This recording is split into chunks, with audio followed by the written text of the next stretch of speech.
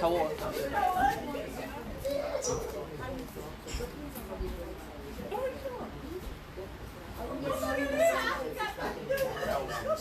Roll back yourself.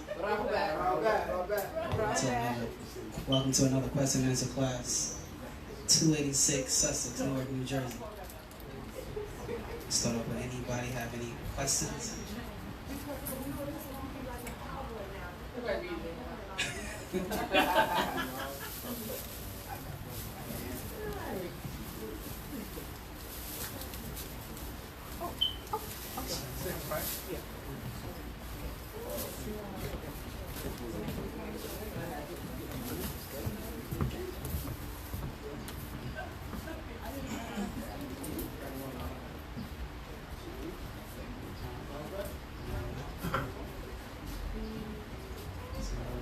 Classes every Sunday, so that family can come and ask questions based on things that they've been reading, any things that they, things going on. It's the best avenue to do it because we have other organizations may charge for things like this, where we make it free for the public. People can actually learn things about the stars, the planet.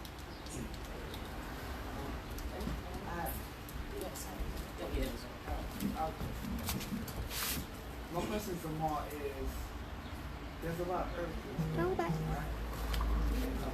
Can you speak up? I'm sorry. I was saying there's a lot of earthquakes in California. And I was wondering, didn't Bible say anything about how why this is happening and what's going to happen to California once it's California specifically, if you even look at the name, they also call it what? Los Angeles, right? You can phonetically see Los Angeles, right? The Los Angeles from lust, right? You notice how the music or the movie industry usually send their stars to LA, right? To live at. Because that's like the place where they could be from here and they still would send them there. When it comes to the earthquakes though, earthquakes happen because of the tectonic plates that's underneath the surface of the earth. And every time they shift, that causes an earthquake to happen. You know what I'm saying?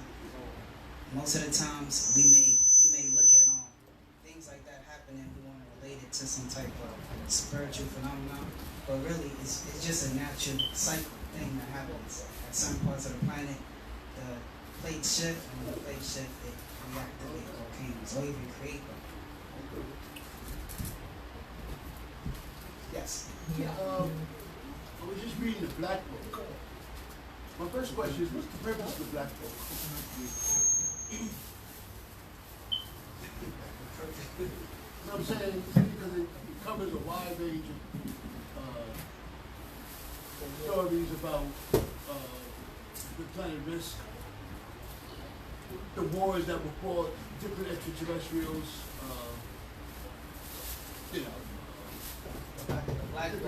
different galaxies. Okay, the Black Book, right? The Black Book is one of many books that surrounded the Holy Tablets. The Master Teacher put out the Holy Tablets, and then there was questions that people may have had a problem with that they didn't fully understand. So he put out what's called the Black Book. The Black Book is just it was supposed to be 19 Black Books, but there's only two now that we know of.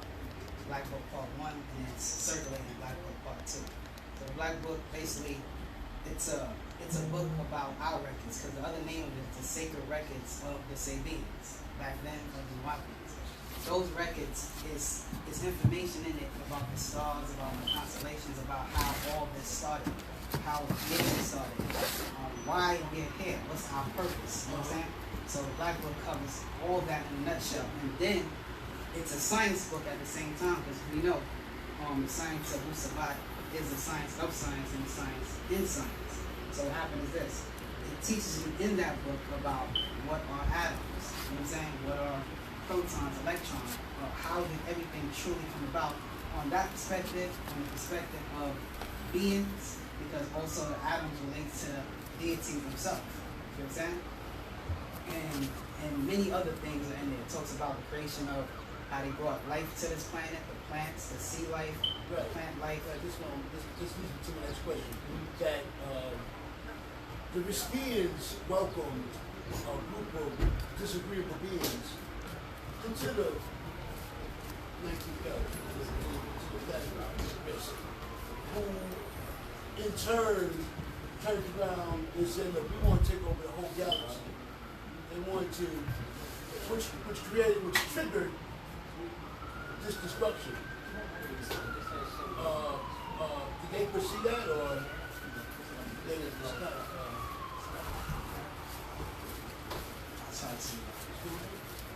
Right. The Riskians welcomed a group of disagreeable beings into the 19th. And these disagreeable beings were given a section to live in. They in turn turned around and said, look, we want to take over the whole 19th. We want to take everything over. Rob, we take everything over, which triggered this destruction of them having to leave their home planet. Why is that? Why would they do that? Yeah. Well, the Riskians being the master of the universe, they always said that those beings were like draconians, right? And these draconians, at one point, the Anunnakis, right? There was man in a ship called Memphis. And when it was man in the ship, what happened was they crashed into one of their planets. Right? Yeah. And because they did that, out of respect, they gave them another home to live. So that's when they allowed them to come and live on Risk and gave them the biggest part of Risk back. That was the water part of the planet. So when they had their little conflict of wanting to take over, right? That really wasn't a conflict between a Riskian and a Draconian. It was really a conflict amongst reptilian beings. You know what I'm saying? Because back in the days when we used to read the doctrine, Bob used to use the words Anunnaki, Netu interchangeably. Because some of the Netu, or some of the Anunnakis are part of the Netu. Like for instance, Enki, right? When we talk about the crash that happened over here, right? That created one of the many big bangs, right? It was a being that was part Anunnaki and part reptilian, right? They talked about beings who came here. We're talking about Enki and Marduk. This conflict that resulted in the bomb that was used to deplete the ozone layer of Risk was a conflict amongst Anunnakis and another faction of reptilians, the Meldekians. You know what I'm saying? And because of that, Marduk, certain beings like Marduk and Enki was appointed to come here. First was Enki appointed to come here to get the goal to mend back Risk, because it was the problem that they caused. You know what I'm saying? And then eventually, we know that the story goes that Enki, he is still a part, even though he being an Anunnaki, he was still also a part of the Netu as well, meaning he was under the Netu as well. And he was Anunnaki. Yeah. So Anunnakis aren't all disagreeable. No. Anu isn't disagreeable. Anu Isn't a disagreeable being. Okay, when it comes to Anu, right? Anu would be Anunnaki, who would be on the side of his son in love.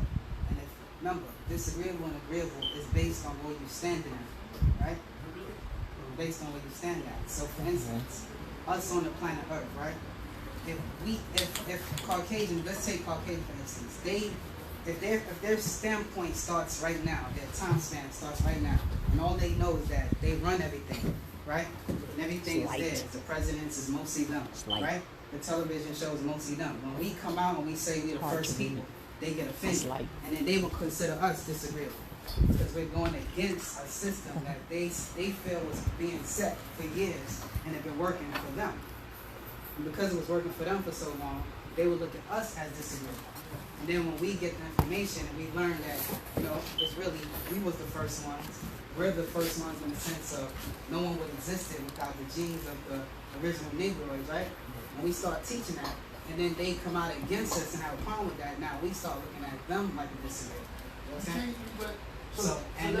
That's not based on nature. It's based, you said it's based on where you're standing at.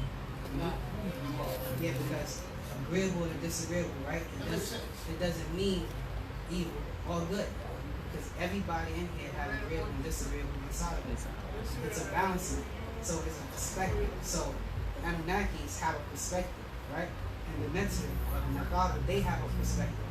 Now, if you are the original beings of the universe, you're always going to look at it from the standpoint of you're the head of this whole thing, right? And if you're like a second class type of being and want to take over because you don't want to follow the rules of the universe, you're going to have a problem with the beings who are trying to keep the universe in order. Why? Because it's not going your way. It's like a child. Take a child for instance. But Because I'm saying that they were there first, and you come on the scene, and you don't like, you really don't like the way things are going. You're in disagreement. But they were there first. we're talking about Redskins now.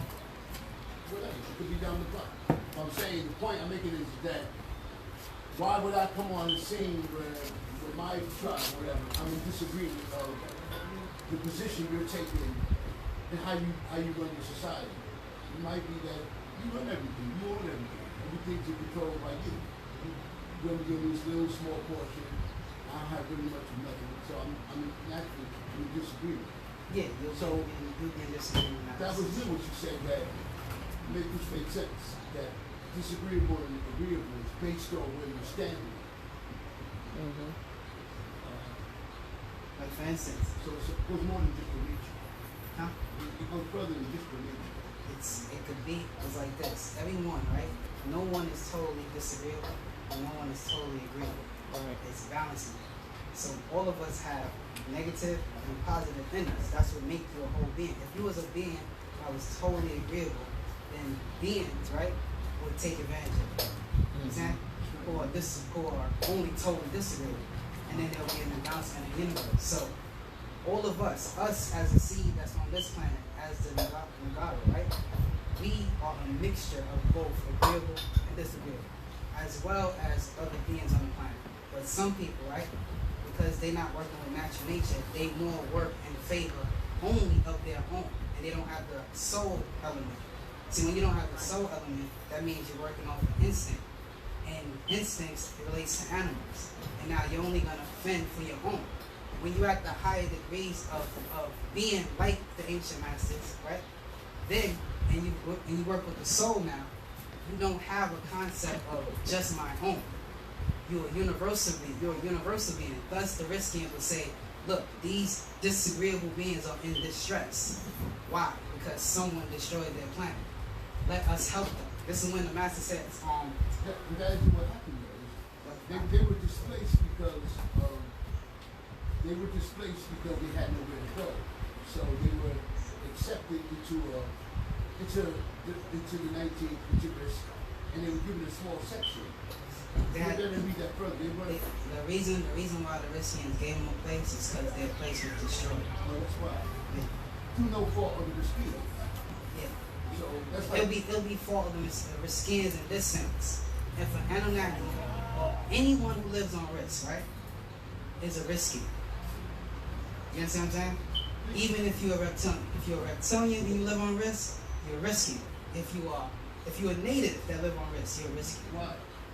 Alright, let me show you an example. We all of us who are born in America or become American citizens, right, are all considered American in America or in the United States, right? That means that you're still a citizen of the United States. No, so if you're still a citizen of the United States because you're all here, well, let's take the United States off. This is what's the planet called? Earth. So anybody who comes from another planet and comes here and sees anybody here, whether they black, white, Asian, what would they consider? Earthling. Okay, so if a person go to planet Risk and you encounter, say you just so happen to land on Donaria, the reptilian part of Risk, right? The water part. What happens is when you go there, you see them. You're gonna be like, those are the Riskians. Because technically they are. But they're not natives. Thus, you go to the old books, the Bible would say Riskian or Netzer, because they were still the same, being that they was on the same planet. The reason why I'm asking these questions is because this triggered all the way to what's happening right now today. Is that interesting? What's that? What, the problem with the Like this triggered the fact that Earth was that they traveled in these ships to different worlds in search of gold, to repair their planet, to you know, to avoid conflict, to make peace. This was the trigger, because what happened was that had they not, as the Black Book explained, this not occurred, a whole universe would be wiped out, which was the 18th galaxy. Has what not occurred? Had they not tried to make peace, had they not traveled through. This is an interesting story. It's constantly evolving.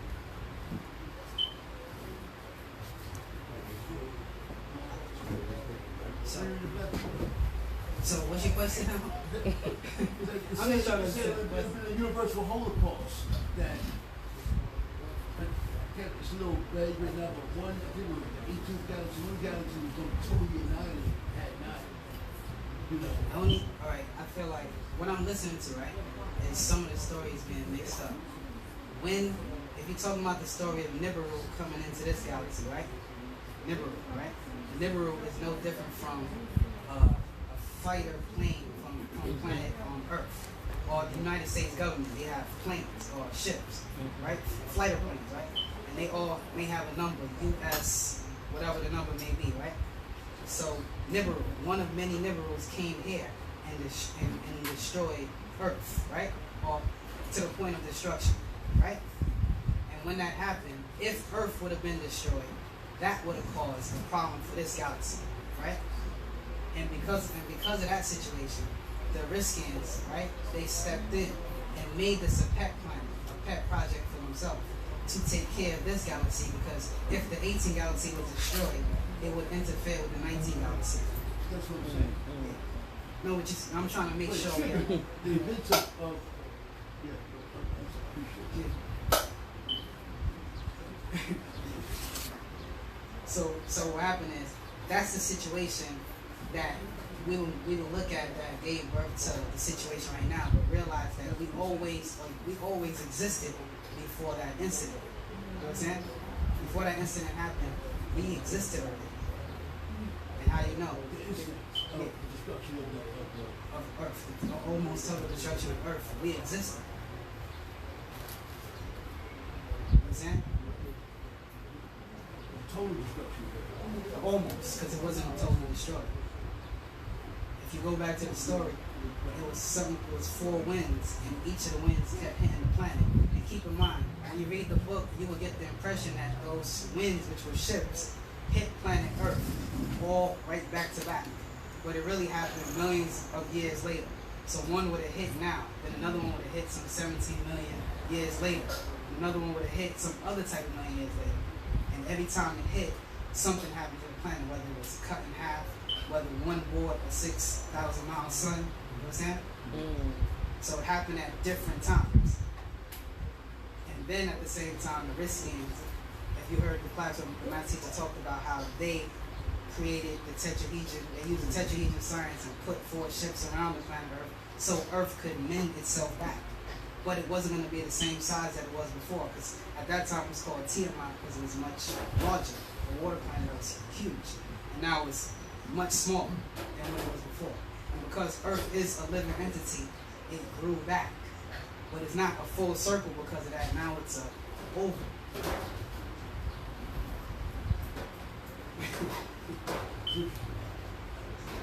And this is what the Black Book teaches you, because these records, right?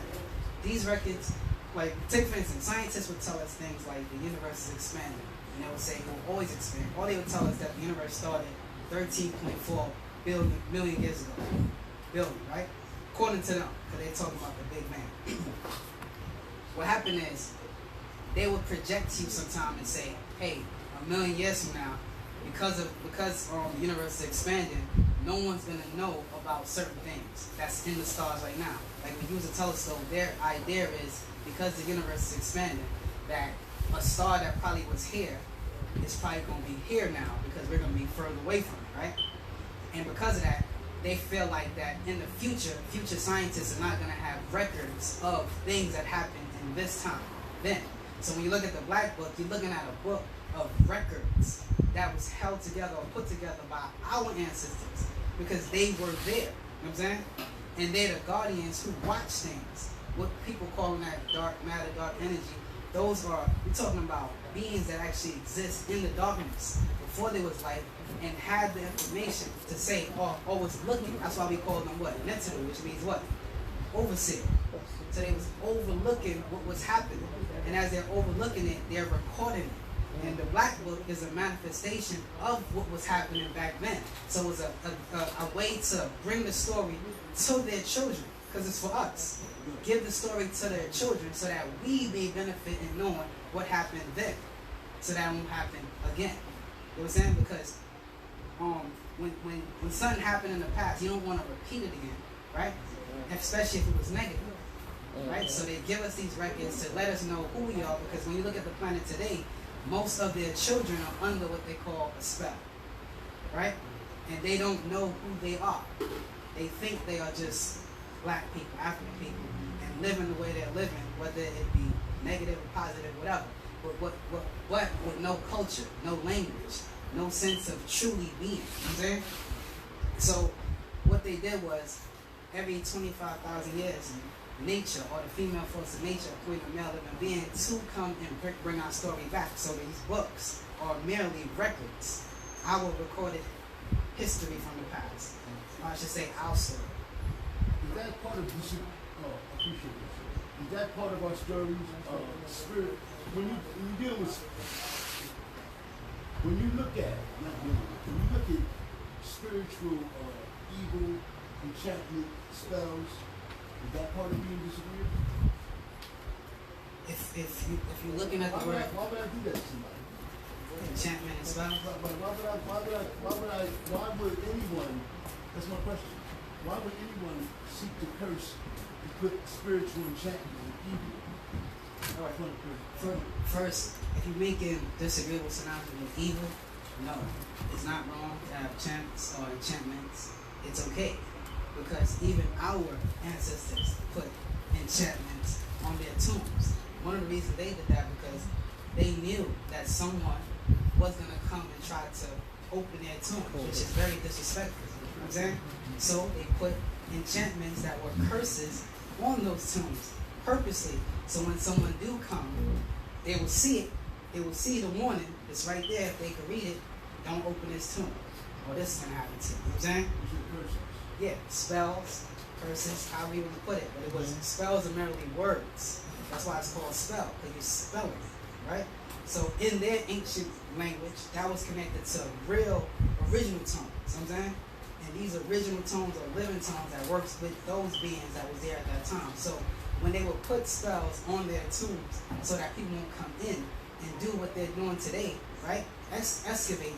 Just think about it. If you have a mother, we all have a mother. And if your mother translated, would you want someone to go in the graveyard and dig up a tomb and put it in a museum? But that's what the Europeans doing today.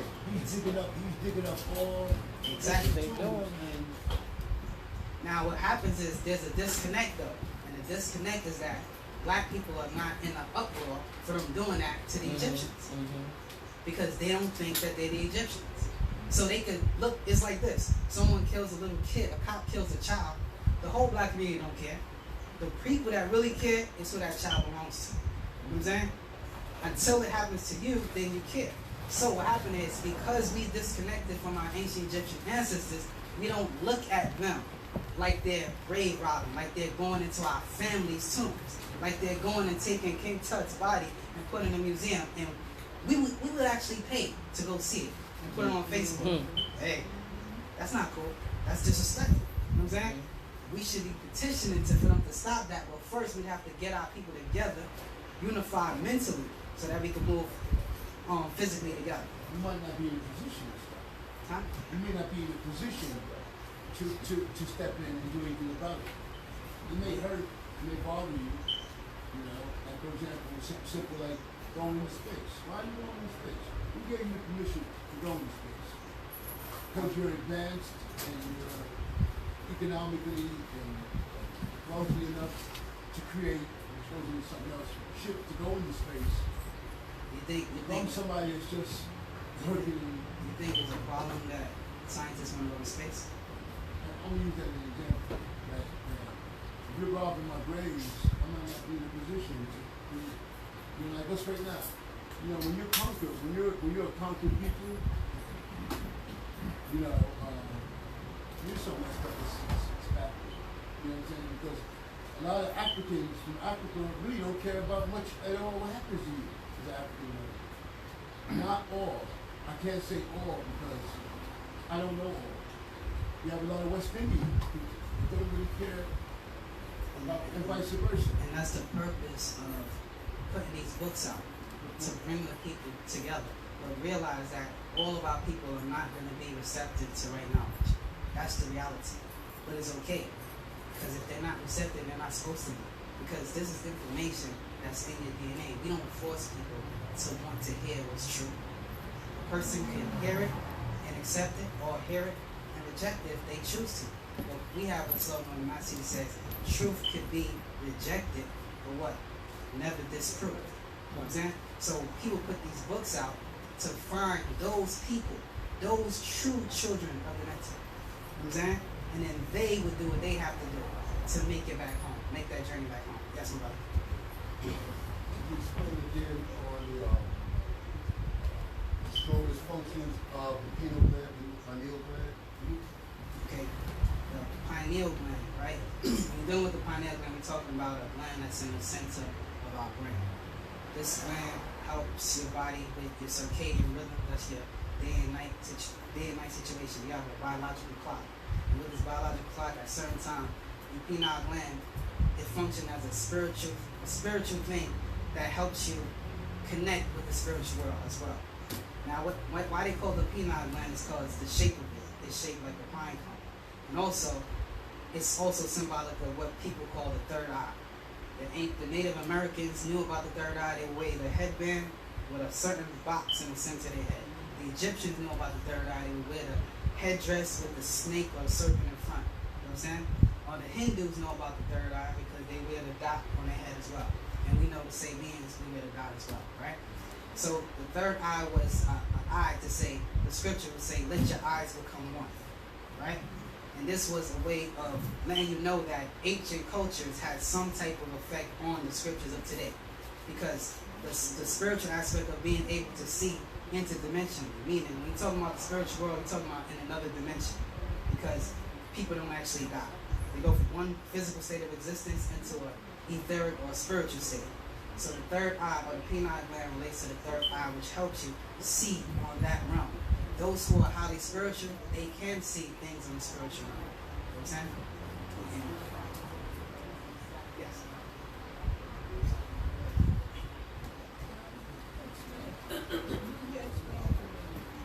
What's the difference in overseer and watcher? Overseer and a watcher?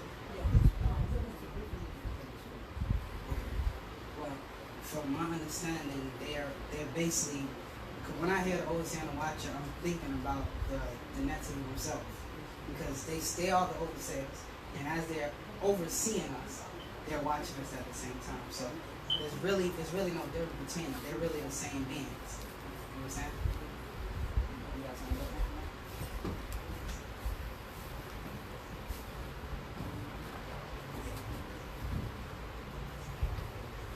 Oh, I know.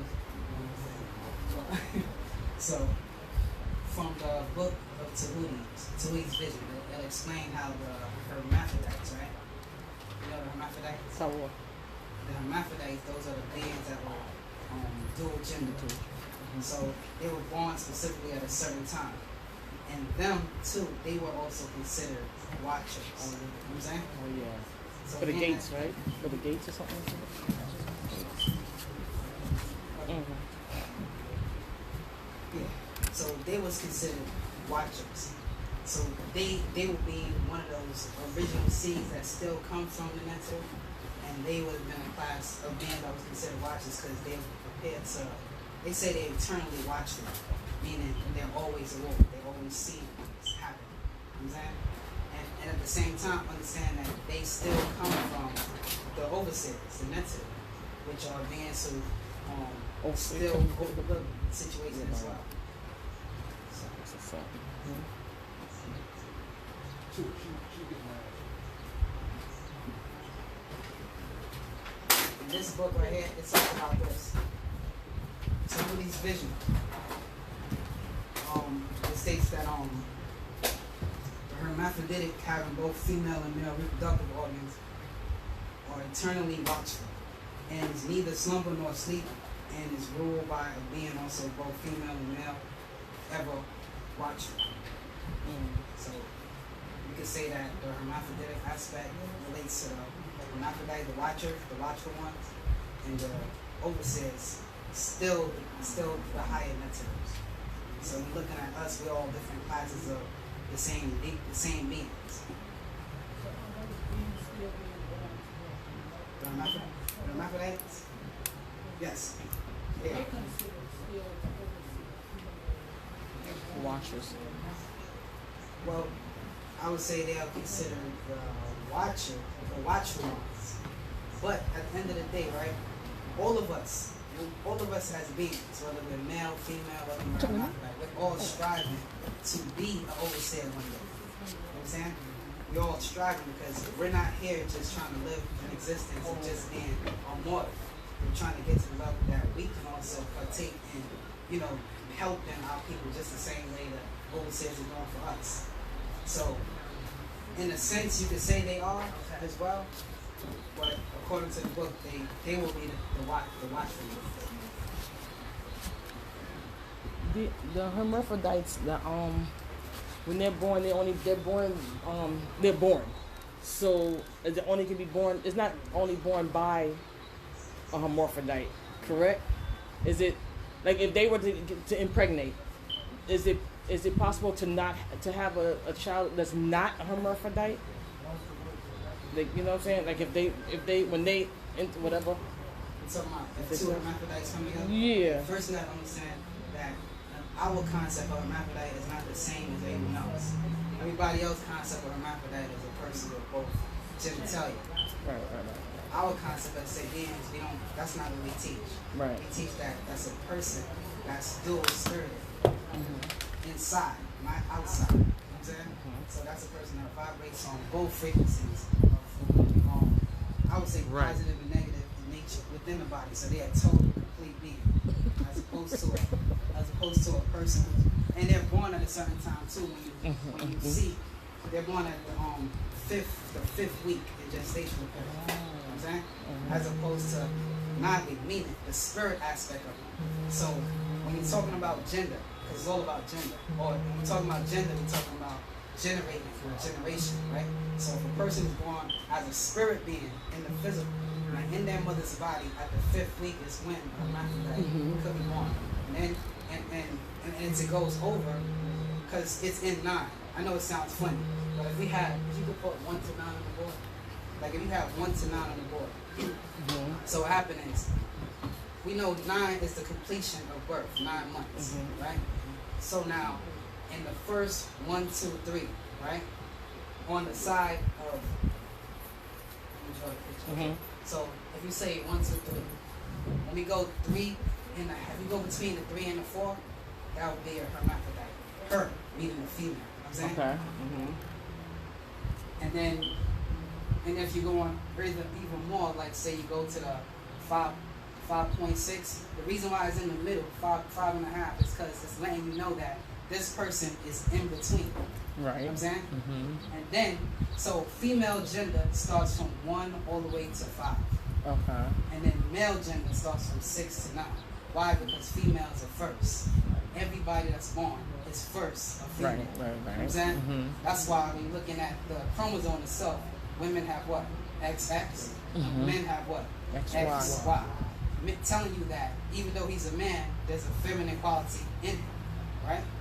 So that's because this is why when you hear in cultures or our culture, we say we're a matriarchal culture, meaning we give reverence to the female. We say the female is the creative goddess, right? And that's because we understand that everything in nature is birth. It goes through a process of birth.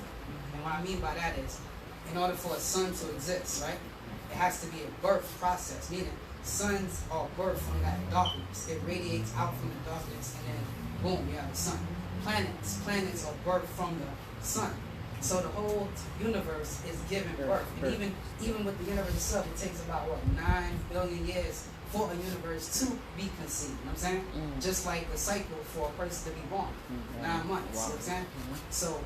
So everything is in that type of cycle. Now the reason, once again, the hermaphrodites are in between, because those are people or beings that's born, like the Bible say, in between the tick and the top. Right? I mean, and they're in that space in between. And then as it goes further, different type of beings come out of this thing too. Like you have beings who are not fully, who do not fully know who they are on a spiritual level. So what happens is, let's say you have a person who's on, and this don't have nothing to do with the pure hermaphrodite. But since we're on the topic of gender, you have certain beings who are born. And when they're born, sometimes the spirit aspect of them is, say, like at a 4, right? That would be like, it could be something like, let's say a female spirit. But as it moves forward, coming into birth, it can end up being a man. You know what I'm saying?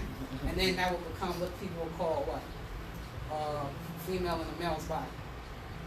A lesbian, right? And vice versa. And then people will look at them like, what's the problem? Like it's a problem when really it's a genetic thing. You know what I'm saying? It's because the spirit is in the wrong shell. You know what I'm saying? And this happens, it happens at times. And it happens, when my teacher explained, it happened because when a woman and a man come together and they're producing a child, that's a very important time when a woman is with a child.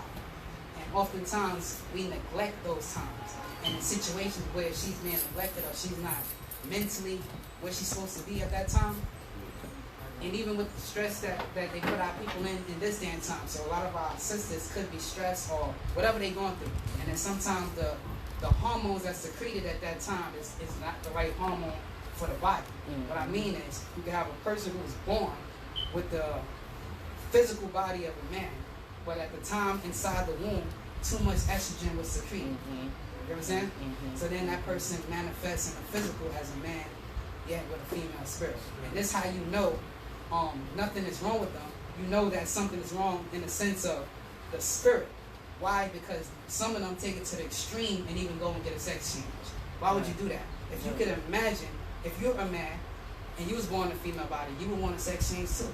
Because what you're trying to do is make your mind and your physical body one. You know what I'm saying? So those beings are going through that. So what they try to do is get sex change for that reason. But here's the problem though.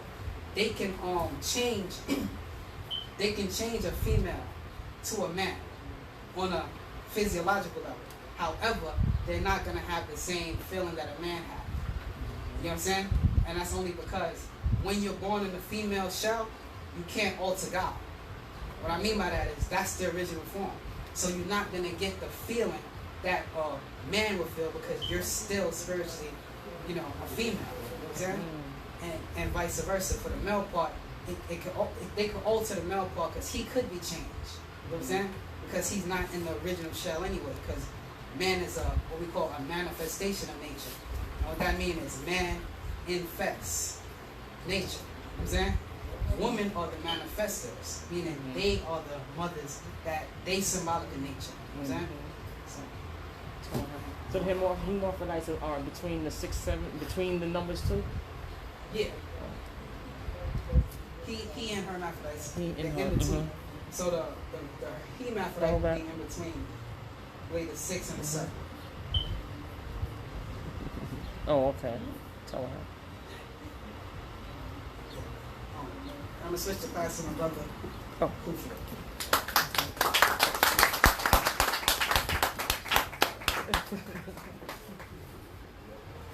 Well back. Welcome Understand the frequency of the class. So we was talking about the hermaphrodites.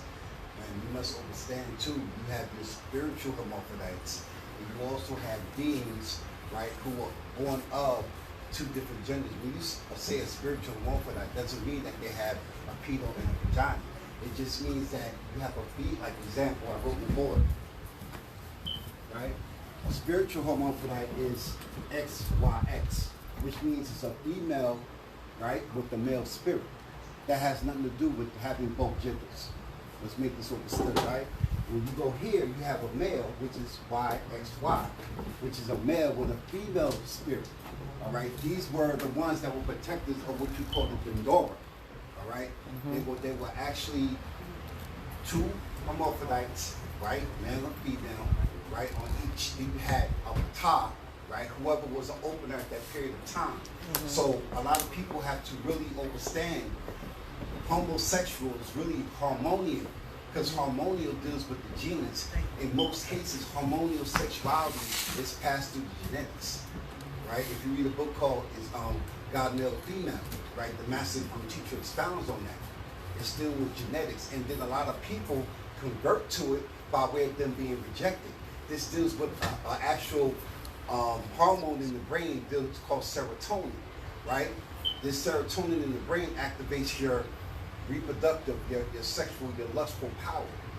Follow that? So a lot of people become hormonal sexual due to the buildup of serotonin in the brain. Follow that? So when we say hermaphrodites and hermaphrodites, we try not to get that confused. Now you have beings who have this gender, which you say the penile and the vaginal. You have something called YYX, XXY. Follow that? And this is a male, which you see is a male person in appearance, but has breasts, has a, and then you have a female, right, who also has the same two genders, but it's what's dominant in the nature. So if you understand, in the earlier months of pregnancy, there is no gender. Gender is not even determined. You understand?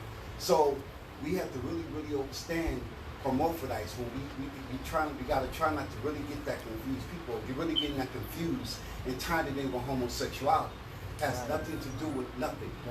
What it is hormonal sexuality deals with the hormones, the serotonin buildup in the brain. So that's what activates this hormonal sexuality. It's something that's genetic, that runs in the blood.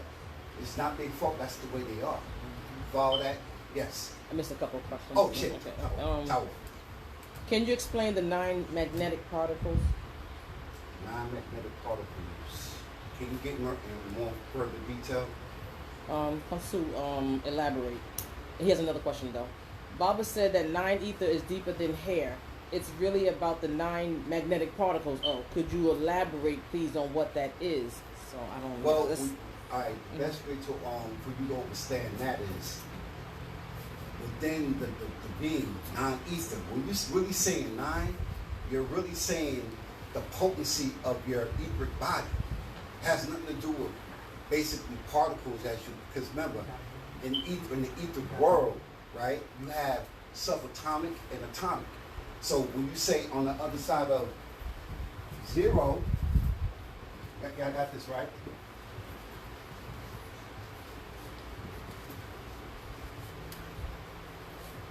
I think it's so this book here. Emotional energy. I don't know if the brother has his book. Emotional energy. Okay. All right. Thank you. I'm gonna start you on page 1, verse 5. All right. This is from emotional energy. Wu-Wapians, Sabians, you must understand mutational motion, because it's the very key to the secrets of this universe you're in right now. Every subatomic particle spins at its own eternal axis in rotation, wobble of the axis rotation. Each particle in the physical universe experiences a notation. So when you're talking about particles, you're talking about the physical. You're on the other side of something, because something has to move. Just like planets, they move in a rotational motion. They spin, they move, right? Now watch. Notation of the wobble of the axis of rotation, each particle in physical universe, experiences a notation, period of precisely the exact same rate. In fact, now watch this, on the subatomic particle of matter, each quantum particle of electromagnetic energy. Now, very important, right? When you're talking about the physical, or you're saying something, as beings of non-ether, we existed before the actual sun. We were the original non-ether forces that grew the universe. We incarnated and became physical body or blood, right? So at a certain point in the universe, it starts as a dot, right? Years ago in the old school, the master called it nukta, right? And from this point, it began to expand. And within the confines of this, you have your material, or your, material matter. And that's, remember, material comes out of nothingness. So in order for nothingness to be nothing, the master teacher always taught that nothingness is a state. It's a state, but there's still something there. It's just not tangible to what you call the physical world. So these non-ether forces, right, form this universe out of a state of nothing, right? Just like light came out of darkness, right? You have something called seen, semi-seen, right? These are just different states. So when you talk about a non-ether being, you're talking about non-ether forces, which we originally were. If you read the holy tablets, right, you have your primary creation, your secondary creation, right? There was a state where we're in the state of knowing, right? We were the forces that formed this universe. This is why, as the brother expounded earlier, we have to start remembering who we were. We were those original deities of non-ether. So when we say non-ether, right, and when you say particles, right, or material, that all deals on physical. We was not always physical. Your etheric body, all right, we were the forces that grew. Everything grows out of a state of nothingness. So for that little bit of information that I have for you, if you need more expoundation, definitely let me know. But just understand, when we use certain words like material, right, or particles, right, that also deals on the physical. Now, when you're dealing with on the other side of no thing or nothingness, right, you have subatomic. That's why when you say the absence of atoms, you're saying subatomic. So you have beings that lived in a subatomic level, right, before the state of nothingness, being brought forth to incarnate into something physical. You follow that? So for the soul that asked that question, I hope I elaborate a little further. If you need more expounding, please let me know. Any other questions? Yes.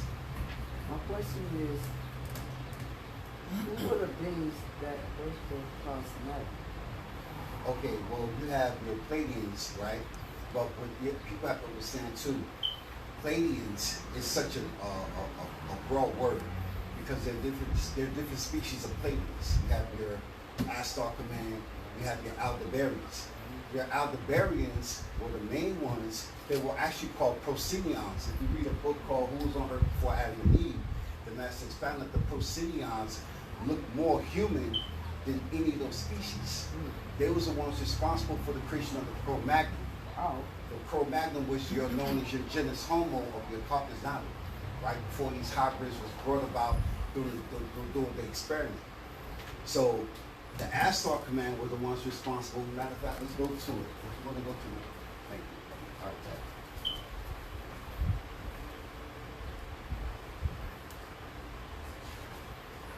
I'm gonna let you see a picture of me. All right. For the souls that's watching, these were the actual beings that were responsible for the creation of the carpus natum. See that? Okay. All right. We're gonna go to this book. We're gonna start you on page 88. All right. No, we'll start at 87. There are a group of beings called the Procenions that came originally from the Aldebaran. They look like the perfect people. They bred with primitive human beings. Thus, the Cro-Magnon came about. Follow that? So, because remember, in the evolution of these carpus natum, there were different stages. You had your Cro-Magnon, right? And then from that point, you had your Neanderthal. Your Neanderthal were not meat eaters. They were actually vegetarians. A lot of people don't know that, right? Because what happened was, the original Cro-Magnon had a very docile nature. So what these Anunnaki did, they had to actually take an animal that was conducive to calm down their nature. You follow that? So, and what happened was, the Neanderthal, right, became in conflict with the Cro-Magnon. Because see, remember, the Cro-Magnon were very carnivorous meat eaters. All right?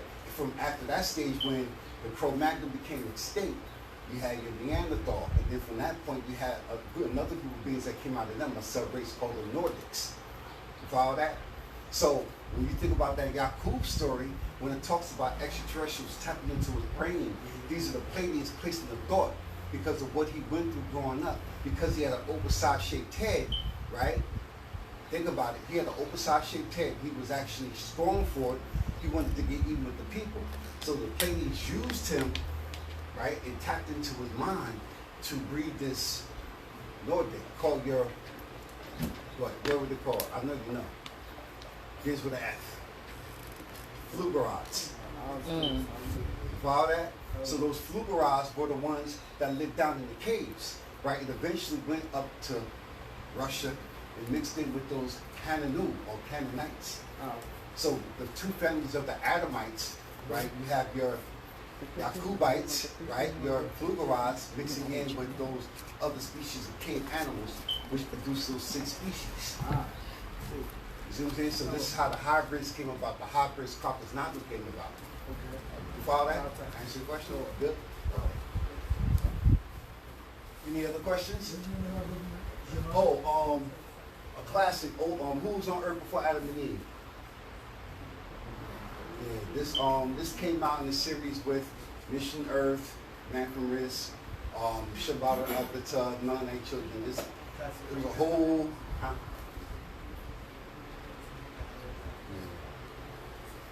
Yep, it was part of what you call the Supreme Mathematics series. Back in the it was the early 90s, mid 90s. So a lot of the affirmation that you're seeing in Patarak, you can actually tie that in more in detail. Because if you read in Pataraks, the master explains about the Aldebarans, but then in detail. So he's expecting us to go back to the older degrees and say, okay, wait a minute. This we don't mean this going back to what? There was a small book, right? Yes, it's It was a smaller book. Which one? This one? Go ahead. Oh yeah, they changed it. They evolved the book. I remember when it first came out, it was very soft cover. But yeah, this one gets in detail about certain beings that was, and he verbally said, because remember in the race of Procyon, you had also different species within the Procyonians.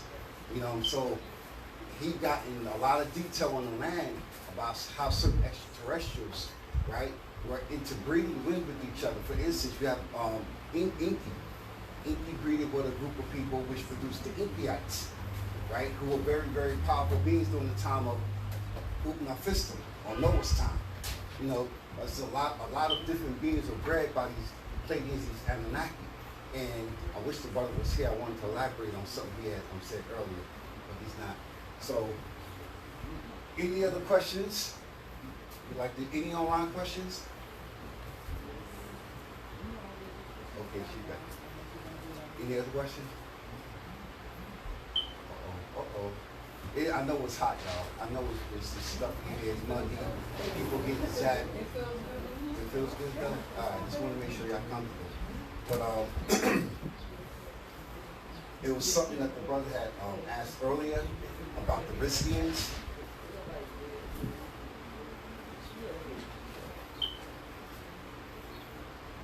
I wish he was in here to get this information. And the brother elaborated. I want to go in a little bit more detail. It's a book in Math and Risk. This is also one of the Supreme Mathematics series that goes with this other book that I showed you, who was on Earth before Adam and Eve. A lot of people are mistaken if you read in the older degrees, it says Anunnaki Elohim versus Anunnaki Riskians, right?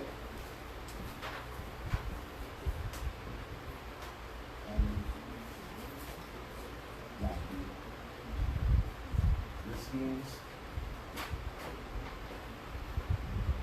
Anunnaki Elohim. Alright? This right here can actually be applied to Inky and Enlil. Alright? But the only Anunnaki that actually lived on Risk was Inky. And those were the Inkyites. Because remember, at one point, if people understood the whole story, Inky was not always what you call agreeable. Okay, because remember his job was to get the gold, mine for that gold. And what happened when he was taking the gold and wearing it for himself, he got caught up, right? But then eventually, Inky began to, right, go back to the ways of Rissi. Because remember, he wasn't accepted as an Anunnaki because he was of mixed blood. He was part Draconian, right, Homo Saurin, or in part Anu.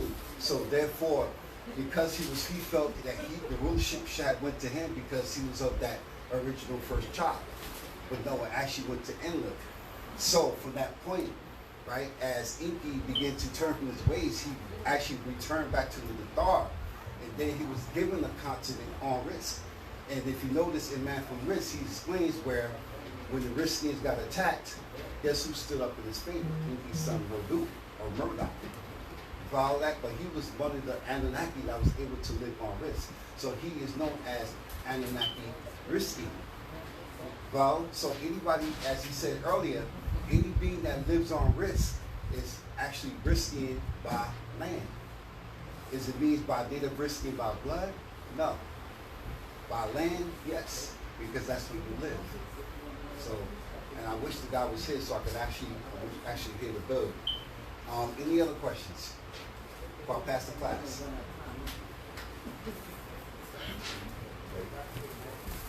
All right, I'm going to pass the class to Brother Sebek. Thank you for having me. See if I missed anything.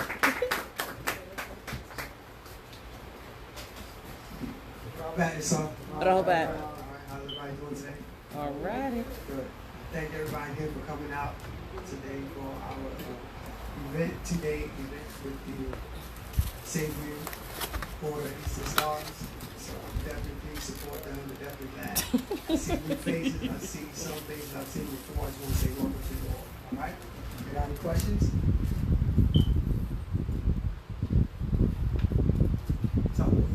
Just the basics of Makuzet. How important it is for obtaining. Absolutely. I want to refer to the Makuzet scroll. Give me a second. I'll get that.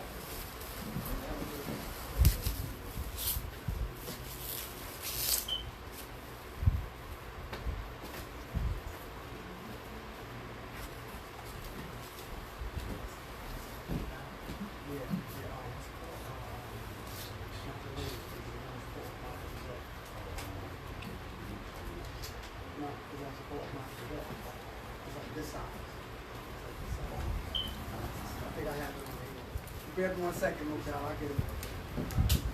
You know what I'm talking about, right?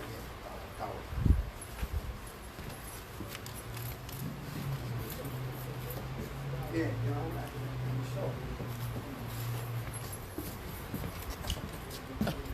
Okay. watching. All right, the information is coming from Master Secret, series number 5, and it's called The Secret of Tones, and the Makuzat, which is the elixir of life. Right.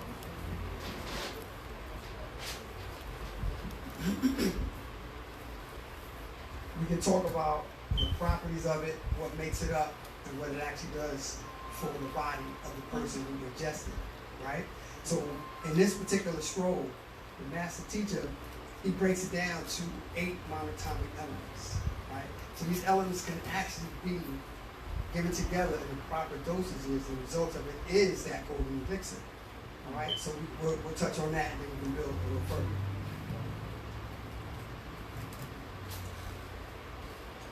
Verse 2, the master teacher teaches us like this. Provided for you, Paradu Impa Mutharu, which is children of the overseers.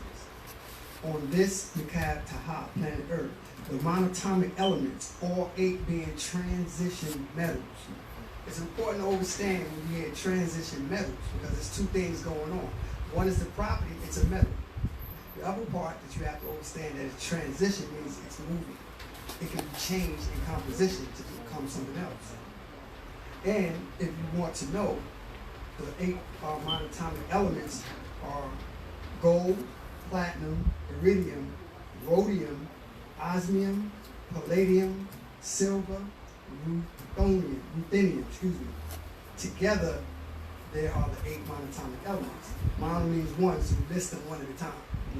right? Verse 3.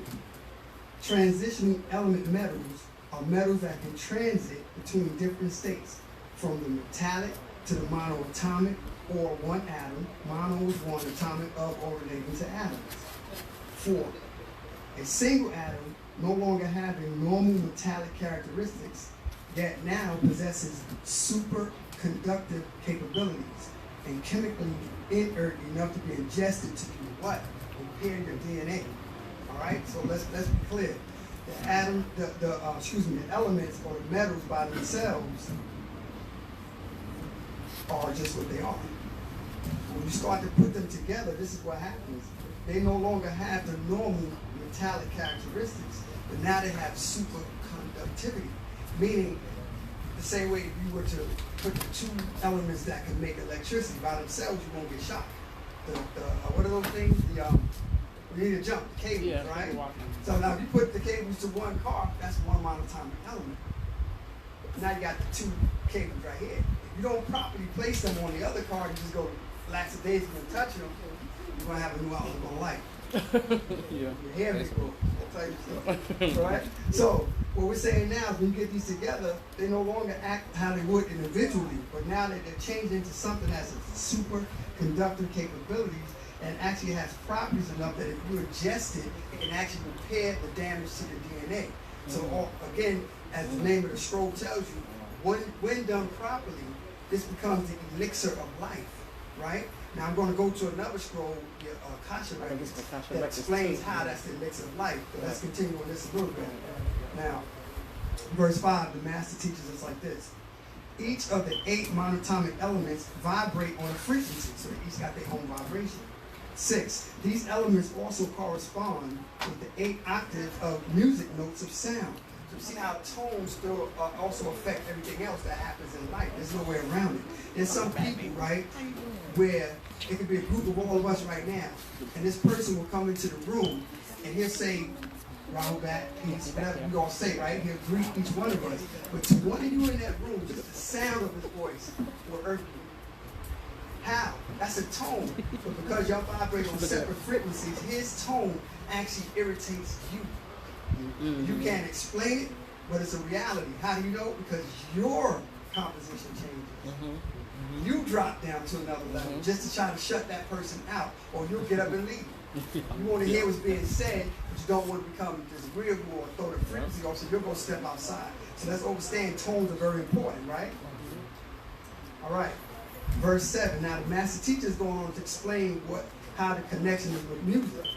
So in music, there are notes, pitch, key, and sounds. They're all tones. And tones are frequencies. Well, I should have just read that instead of going on. They're all frequencies which can affect you inside out. 8. So anything that has to do with sound, be it words, be it music, no matter what the volume it has, it controls the frequencies or waves.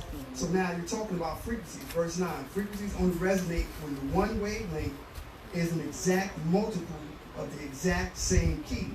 So they vibrate together. 10. On the keyboard with 88 keys, there are repeated octaves of 8 and include 8 keys of major notes. 5 keys of sharps and flats. The major notes. The reason we go over stuff like that, you might say, okay, that's not the answer to Mach Cruzette.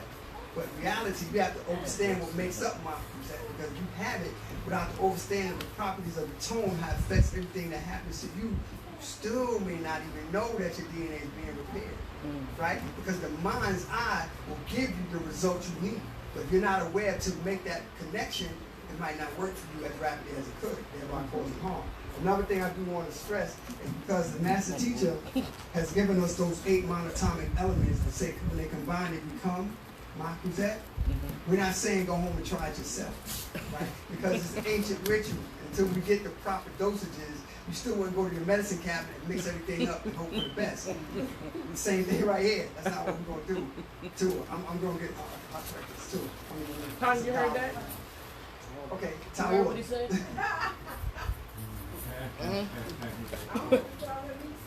See? Pass that back. I'm on it over here. Pass that back, my bad. My bad. What's your question, Mukhtar?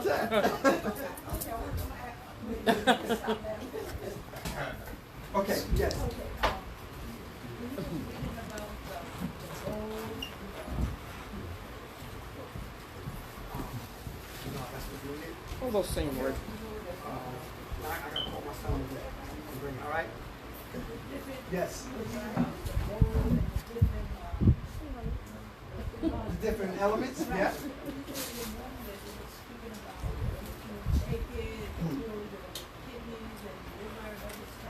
Right. So I was trying to figure out how when you break that down, that mellow it down for it to consume to heal a person. Right. See, I couldn't really answer that, but I haven't been told because it does have to be a certain temperature. It does have to be a certain dosage, and also you have to know if you're going to combine it with another one because monatomic by itself is a hormone. Right? So you have to know all of that. But in the scroll, the master does make inference that it is an ancient ritual. So ancient science, I'm sorry, it's an ancient science that we have to learn to properly do. But there's some healthcare professionals now that say you drink or consume things like liquid silver and such and such. But you see, that's so general of a statement. What liquid silver may help you or you, my body composition is unique to me. So how can you gauge the whole masses by putting it in a bottle and saying take it? You haven't done your due diligence medically, right? Because I may have an aversion or an allergic reaction to something that you use to liquefy the silver, which you won't put on a bottle because the FDA doesn't make you regulate how you liquefy it. And then some people get slick. Some producers say proprietary information, no matter what you call it, you have to go through a lawsuit to find out how they did it. But it would be your family doing that because you are now on the other side of the Right. Follow. You're no longer amongst us to complain. All right, so that's the only thing I really wouldn't mention too far into that. Go ahead. That part? Okay. So let's circle back real quick to the Wu-Sabat, how it's introduced to a being and what actually happened once this person consumed it. And that could be found in Action Fact number 72, the Akasha Records. I'm just going to zoom in again. Many of y'all know that one. Just want to make sure y'all see it. All right. So let's see.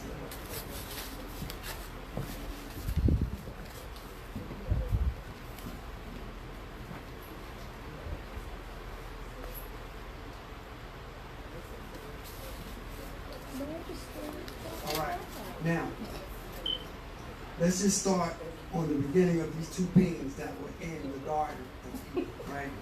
It's important to understand that biblical explanations of certain things are not as complete as it could be. They call it the Garden of Eden. Never really explain what's Eden, or the fact that it's really an enclosed garden. But if they were on the planet alone, why do we need to enclose it? There would be no one else there to enter it. But that's besides the point. I'm just saying because it can't transliterate from the elder scripts to the common day version, which was done by King James and his 46 scholars, right? Since they didn't know all of that, they can only answer what they could. Other stuff they didn't, they put filler words in. So let's just understand that part. So now, we're talking about an event that took place in this garden. Now, verse 41, the master teaches us like this. El, the word El, is equal to Arabic Elah, or Hebrew Elo. Of the Arabic Allah, and Elohim is equal to Arabic or Alihat, or Allahumma. And Yahweh is equal to Rab. So, it's the same, Nut and Mud, or Inky, meaning these beings can have different names because of different cultures. So, Nut and Mud and Inky is the same being, but depending on who's telling the story, the times will be different, and the names will be different. You have to put that together. When they say Nut and Mud, you should be thinking about Inky. One is Sumerian, the other Anunnaki, but it's the same being. So, it even goes further, or E as Allah, Rab, El, Yahweh, who took on flesh and demand blood on this earth. So this person was unformed and he turned to form, or he personified to come here to do a certain job. 42.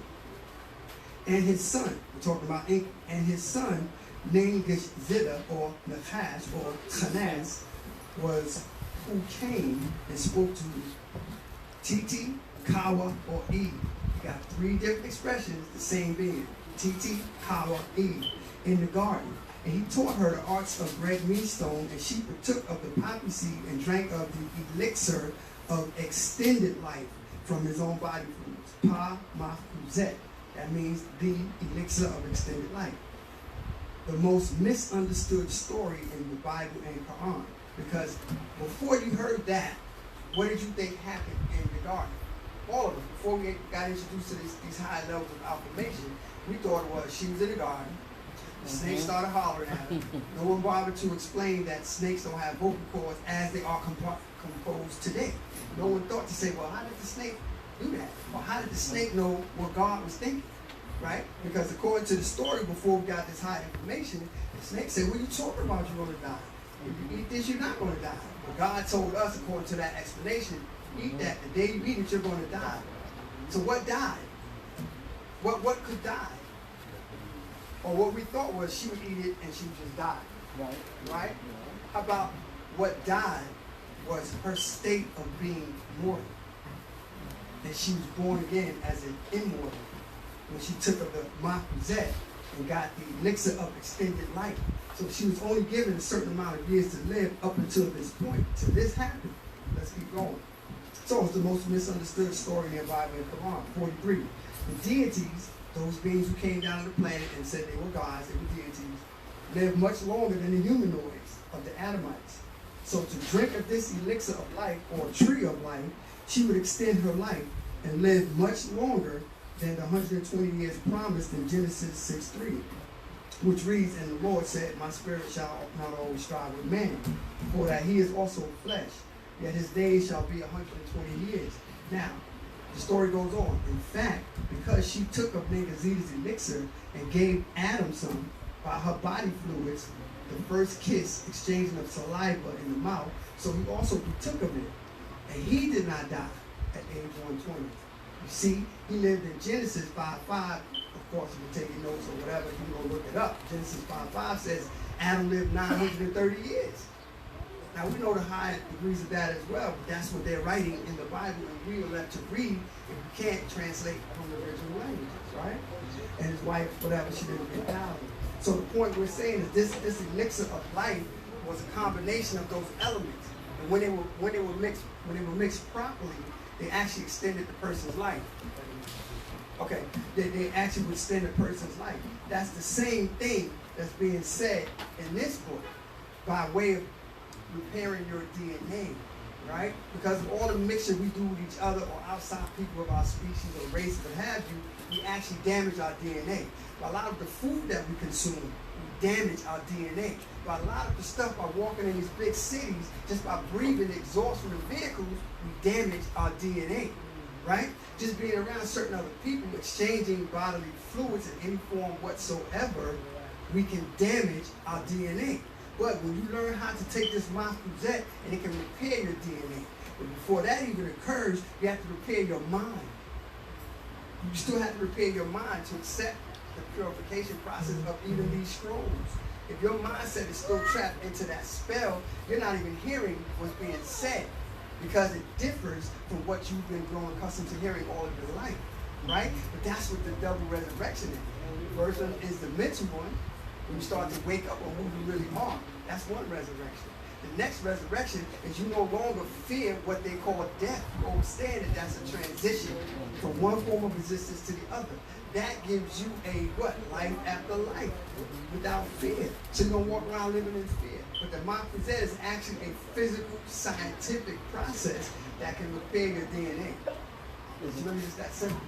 But as you read these scrolls and you start paying attention to Patarak or the way, and you start living your life that way, you're already healing yourself to really absorb the true medicine when it's time to get it. So if you would like me to expound any more on that, Mukdal, I can, but basically that explains Mafuzet. You good? Yeah. You good? Yep. Any other questions? Okay, missed some. Okay, all right, we can do that.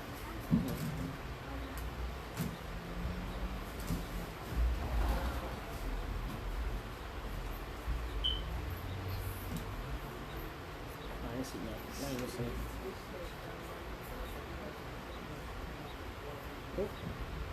Well, better not be nobody on Jersey online.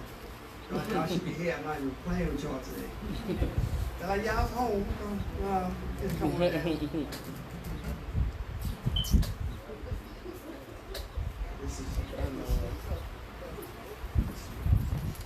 always got. Yeah, appreciate it. Yeah, that helps. Yeah, I'm not doing it now.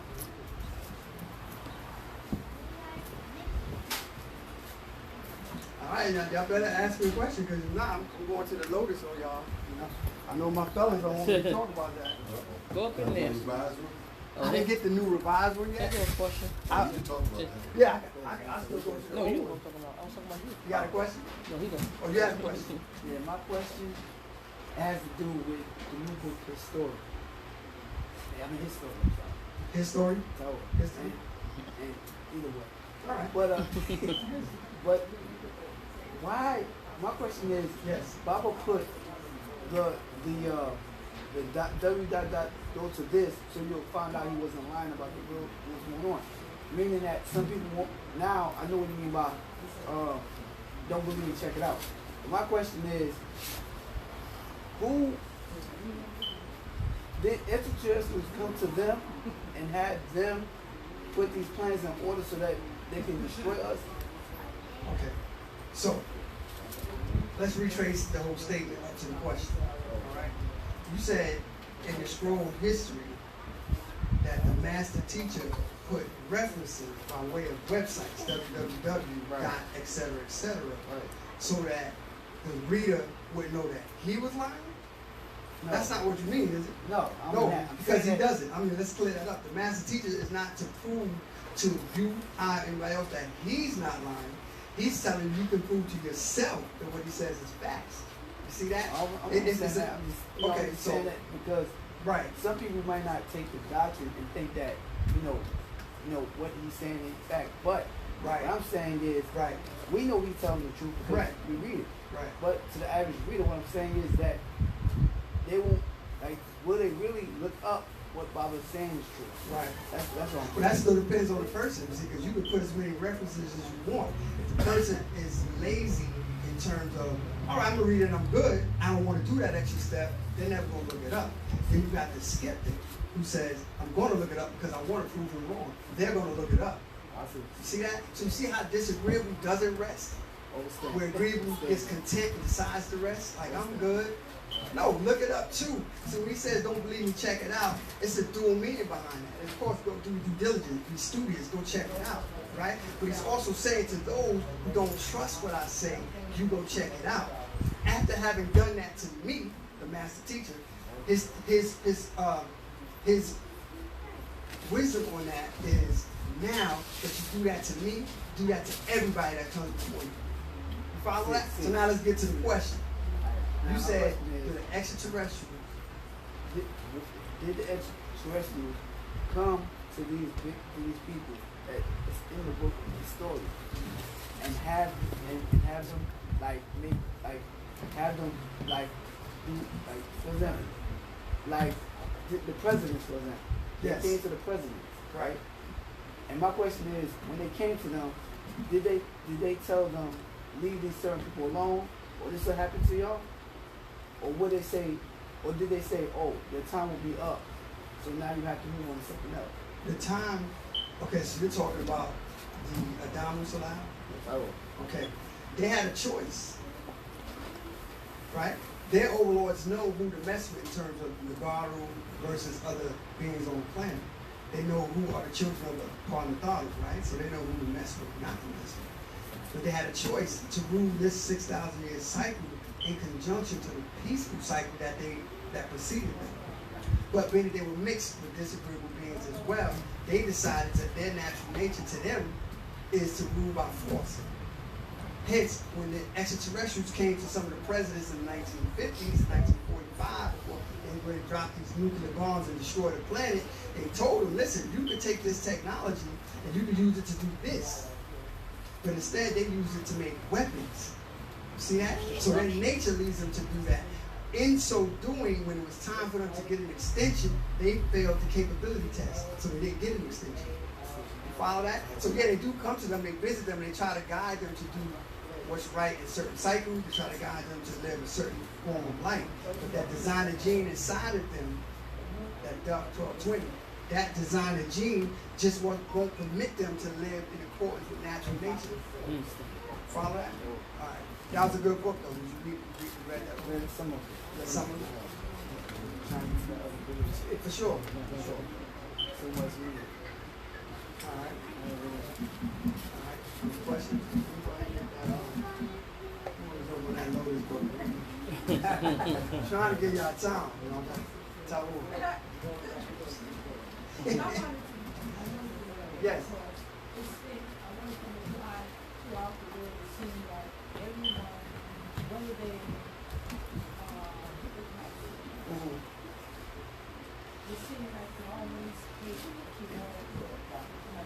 Yes.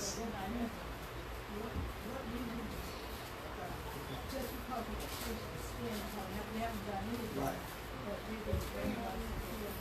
Correct. Right.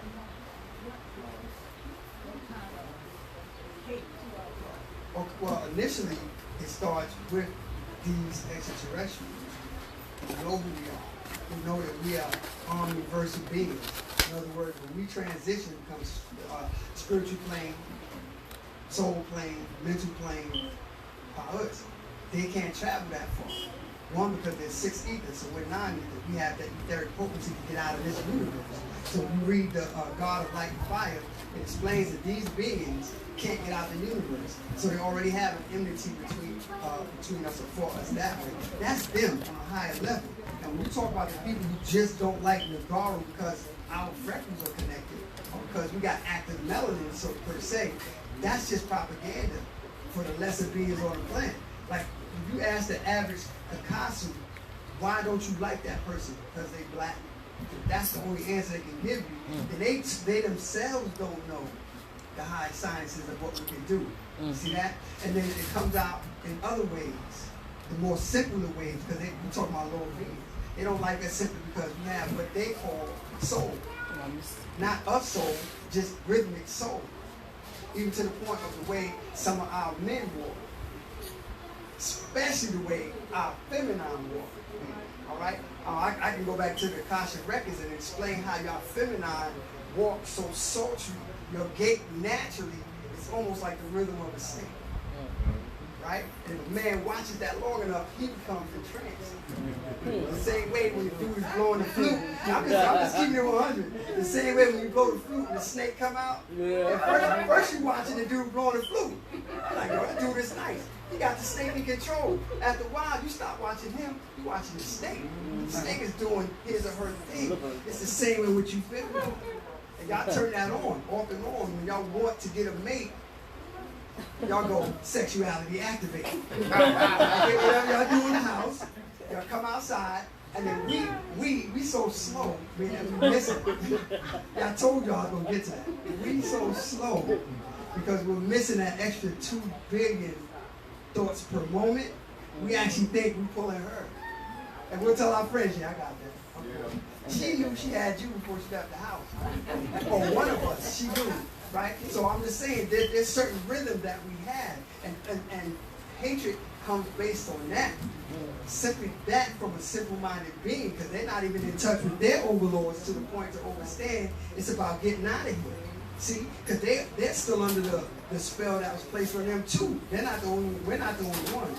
We're under the spell to forget our greatness. They're under the spell to actually believe that heaven waits them. Right? So they would step back from that propaganda and hear what they say you get in heaven. You're going to be living on, I'm seated on nice soft couches. Well, Raymond Flanagan got nice soft couches. You don't have milk and honey. You got all that. You see what I'm saying? So they don't even know why they hate them. Because they had 6,000 years to spin this web of illusion. The rest of the world looks at us and hates us for the reasons they say. But they're not really telling the real reason. That's why they will hate us, but they will risk cancer trying to get dark like us. Yeah. They will hate us and run up on our women because of that walk. I'm just kidding. They run up on our women and want to procreate with them. Some of them know they want to live. They want to live that way. But some of them are just attracted to y'all beauty. And they're very lustful beings, so they can't even control that part of their nature. But yet, still, they will hate her family.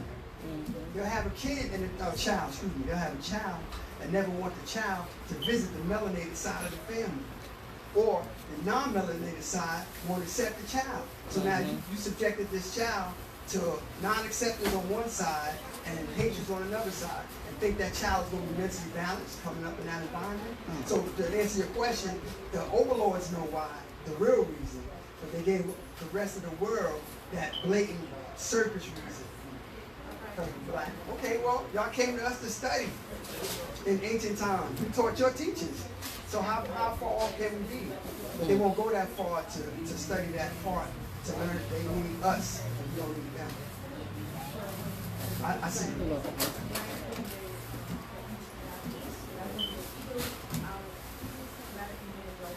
Yeah, I was talking about that. Yeah.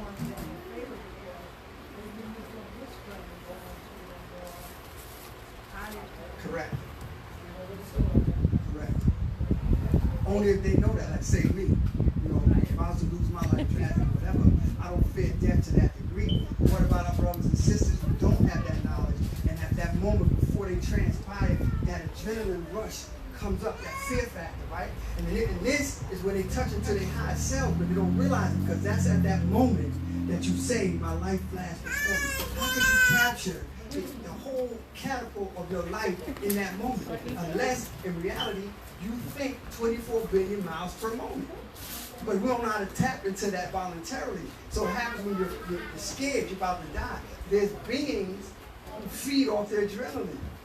That these beings who's killing you don't know that. They're killing you for their own self-imposed hate or indoctrinated hate of you, but they're actually aiding the overlords who are bloodlust beings, who actually feed off your adrenaline, who feed off your KU, your fear. They feed off that. If you read Reflection and Projection that Zamar got, isn't it the first couple of pages that says that? They like to promote fear, and to them that's food. They subsist off of that. Because your fear will make your consciousness drop, and then they can touch you. See, as long as you stay on 9 ether, 6 ether can't get where you are. But the minute they make your consciousness come down for whatever reason, they can grab you. And then they can get into you. And then you start becoming into something other than what you are by natural nature. And they hate you for that too. The fact that you can oscillate up and down the etheric plane and go to 9 where they can't go, they just hate you. Or hate us, because I'm part of you. I'm not separating myself at all. And they really can't explain it. They can't. When the topic becomes soul and the activation thereof, they're lost. They run around and say we got a soul and this got a soul, but they don't even move with rhythm of the planet. They don't move anything like we should. They age so much faster than us. Yeah. How is that? If your genes are the same, if you and I are the same, and the only thing you lack is activated melanin that gives you complexion, then we should age the same. You'll just be like a version of me. Right? You ever seen some of them when you went to high school with them? You like, yo, that's your grandmother? That's my grandmother. Oh, I'm sorry. I didn't know that. You come back to the family, you expect that dude to tell you the dude died. Oh, Henry died? I'm Henry. Oh. Right, you got a question? Yeah, there's a couple of them. But anyway, question. Baba said in an update in 2015 that your soul weighs 24 pounds and it can be raptured at death and preserved. Did he explain how souls can be raptured and preserved? Not to my knowledge. I wouldn't want to venture to really address that, wrap and preserve. What I would suggest you can cook to get an idea of what does happen is the spiritual you after the physical you dies. There's certain things that can happen. Also, if you read the cycles of life and death, on the last page, it explains some things that go on with you spiritually. As far as the soul can be raptured and preserved, I haven't heard the master really. Yeah, to be raptured. When your soul can be raptured, you learn what you're supposed to learn as you go on. That would be your rapture. The preserved part is something that I don't want to stand up here and make up or what have you. But if you return back to Parkhood, are you not preserved or preserved? Because you actually live on forever as that epitome state of energy. You see that? So even those of us who are in our tribe, who don't know this doctrine, who don't have this information within them, they still have to understand that they're energy too, and it can't be destroyed. But what your energy transforms into is determined by what you learn while you walk this path. So you have a long walk on a short path. We don't have a lot of time to play these games that they got in the world for us. You know, I like to go to the club, and I like to spend money and all that YOLO stuff. That's not real. We don't have time for that. That's a distraction by those 6 ether beings who want to prevent you from becoming you. You have to realize that no matter what age you are in this room right now, you're still in the state of becoming. Right? So if they can stop you from becoming you, the true you, then in their mind, I took another one off the path. Even though I can't get on the path, as long as I pull you off the path, I'm satisfied. And maybe my overlord won't use me as a ghoul when I transfer. I won't be tormented by these beings because I'm offering up them. And they are more precious than me. You see that? So just like somebody would come to rob you and you go, hey, don't take my wallet, but I got jewelry. You're offering up something more precious than what you have. And that's what they try to do. And we fall subject and victim to that when we buy into the story they tell us about what life is or the enjoyment thereof, right? That's why we have things at all of our map brawls. We have events and activities that draw us away from the world. Like this particular map brawl, we have Family Fun Night. Brooklyn has Family Fun Night. They have Movie Night. Or Philly has all these other things. It's not because we want y'all to just come up in here and just sit with us. Yes, we do want that. But we also want you to know as family, there's an alternative to going out to the people's bar and spending your money on alcohol, which shifts your ether, which may make you fall with those beings waiting for you to fall. So when you cut yourself, they can come inside. See? But to say that to an average person, that sounds strange. But they can't explain why you wobble when you drink. They can't explain why you stumble other than say, oh, I was drunk. Okay, what made you drunk? There's a composition. You had two adverse monatomic elements in your body. One was your soul, the etheric self. And when you add that ether alcohol to it, it shifts those two monatomic elements, which is you, combined with the alcohol, which is not you, transforms you into something that your body can't handle. So you do this. Right? You wobbling. You're thinking kind of straight. You want to slow it down, but now you're not in control anymore. Because the alcohol has the upper hand. Don't let it get hot. And you've been drinking. Now you're getting jumped. Now you're like, yo, I just want to lay down. You know, when you lay down, right? They call their other homeboy, spin the room. Now they're doing this with you. But you could have avoided that because you could have came to Family Fun Night and we played cards and we listened to music. You see that? So there's an alternative to those self-destructive ways. They need that. They need that enticement in them so they can what? Feel alive. Right? If these lights went out right now, right? I mean the light, you didn't pay the bill, the lights went out. But y'all still sitting here. And I had some cards and some candles. We still alive. We going. We ain't got to do nothing else. It don't take much. One of y'all might just start singing. And you're like, oh, I like that song. We're going to start singing. We ain't worried about the lights. We don't need those extra enticements to know that we're alive. Right? Sometimes when we see each other and we give each other a pound or we hug each other, we feel life. Right. From each other. They got to do MMA to feel life. I have to draw blood. That entices them. That excites them. I have to compete with you. I have to beat you to beat you. Where we don't compete with each other like that. We play games to win. Although, if I can have a small commercial break with a passing class, I won last night. Oh, I'm sorry. You still? I'm sorry. Let me just add to that. Excuse me. Let me add to that. You got a moment? Hold on, bro. That we had won all night. All day we was here for hours playing, and that last game, you got us, but we're here. Right. But we're here. Okay. They won all night until they played us. But anyway, I'm just saying we don't need a lot. Life was coming to a short end. Yeah. But there had been a continuation. Yes. You would have lost. There you go. Monatomic elements. We were talking about monatomic elements. Okay. All right. So you got any more questions now? On passing class. Khaf-re. Thank y'all. What? I'm sorry. Tawu, sorry. I want to know about the Mary. Mary? Which one? See, you started some stuff now. Which Mary you talking about? Yeah. How many Marys were there in Jesus' story? There were actually 3. But you may have only known 2. One, Mary Magdalene. Everybody knows that, right? Then you have Mary, Yeshua's mother. Correct?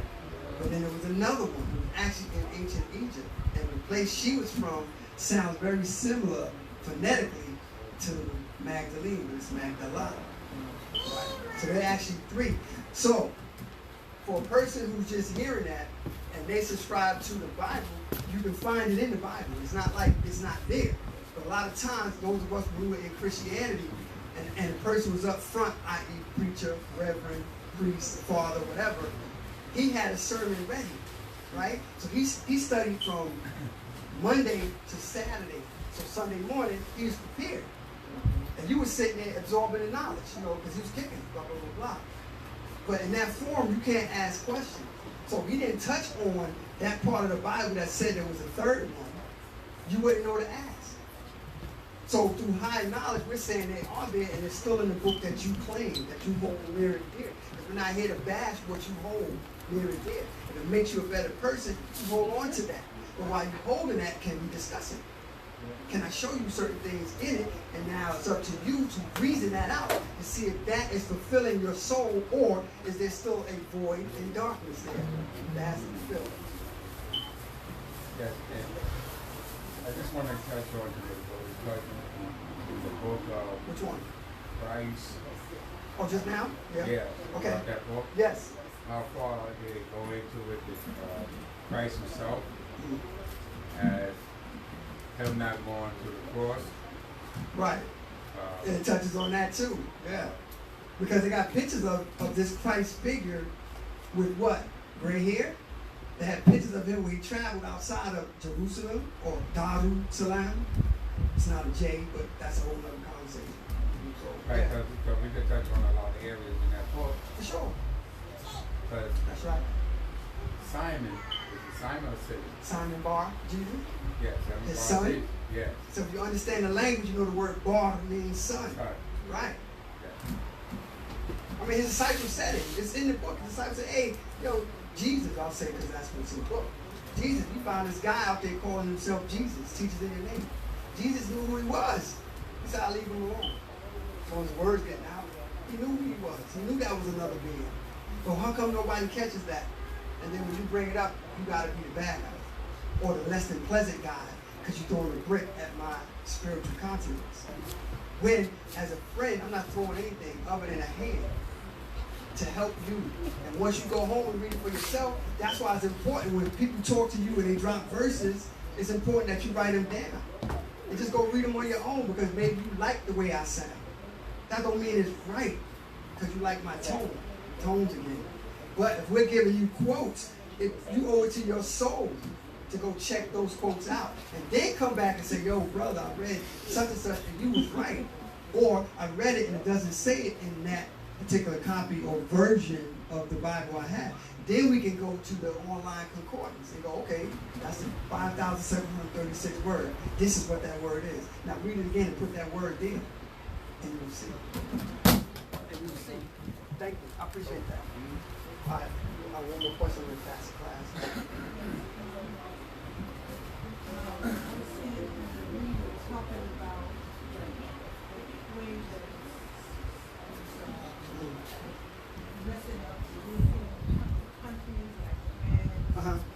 They are going through a heat wave, yeah. And Alaska, they said, I had to do that Alaska.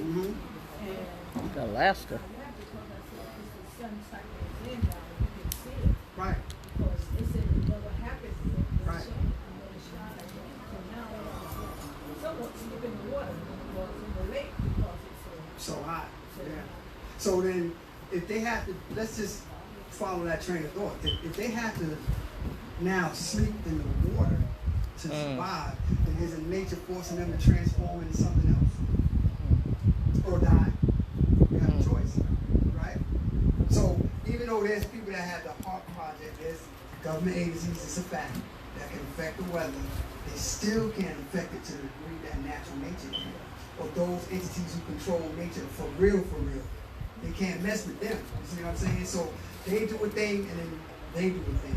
And when Parnathar does a thing, it stays done. There's nothing that they can do about that. All right. On that, again, I thank y'all for having me. Pass the class to my brother.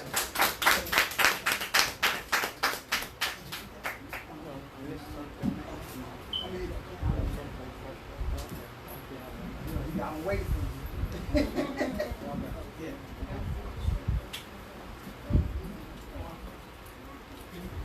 Even though the rituals, like Christianity, Christendom, Mosesism, Mohammedanism, in order to take the formation of Egypt. If a person goes through these rituals, there are different ceremonies like the baptism, and keep them along, these different things that they teach them. How does that affect them, being that it's even though it's like an offshoot of Egypt, but does a person being able to take those rituals through that, does it give them still a chance to evolve, or like how does it affect them? Everything is based on what you know. It's all based on what you know. You know, one time the master teacher had to explain how, like some of our elders, right? We probably try to tell them right knowledge now, and they're in their old age as a Christian or Muslim, whatever it may be, and they may not want to hear it. Don't badger them. Let them live with that, because at the end of the day, most Christians or average Muslim, they actually the good ones are actually trying to live by the good precepts of those books, the good ones. You know what I'm saying? And if they're living by the good stuff in it, that's okay, because if it says thou shalt not kill, that's a good thing. That's in the Bible. You know what I'm saying? So certain things that's in there that are good. So it's all based on what you know. If you're a person who you're in a shadow of doubt, someone comes to you and they give you the right knowledge, right wisdom, right understanding, and you bear witness that you understood what they said, and you still say, nah, I don't care. I'm gonna stick to this. Then that person will be down judged by themselves, though, because they're the ultimate judge. Because remember, he says, you are God. In the scriptures, it tells you, like Psalm 82:6, Jesus says you gods. And at the same breath, when you see that, if you're God, then you're the one that judge yourself, because you're the only one that knows what you know. You know what I'm saying? And he said you can't lie to nobody but yourself. You know what I'm saying? So if they went through those rituals, it's okay. You know, they got baptized, they thought it was in the name of goodness at the time, it's okay. You know what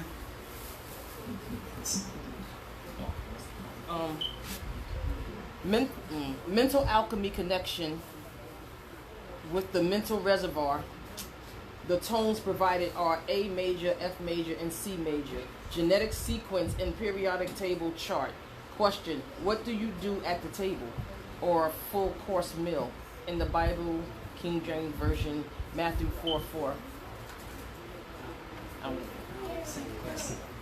What's the actual question, Luby? And expound on that question.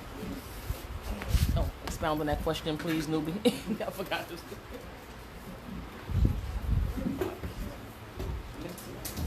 Mental alchemy connection with the mental reservoir. The tones provided are A major, F major, and C major. Genetic sequence and periodic table chart. Question: what do you do at the table? I don't know. Or a full course meal. Yeah, I don't get it.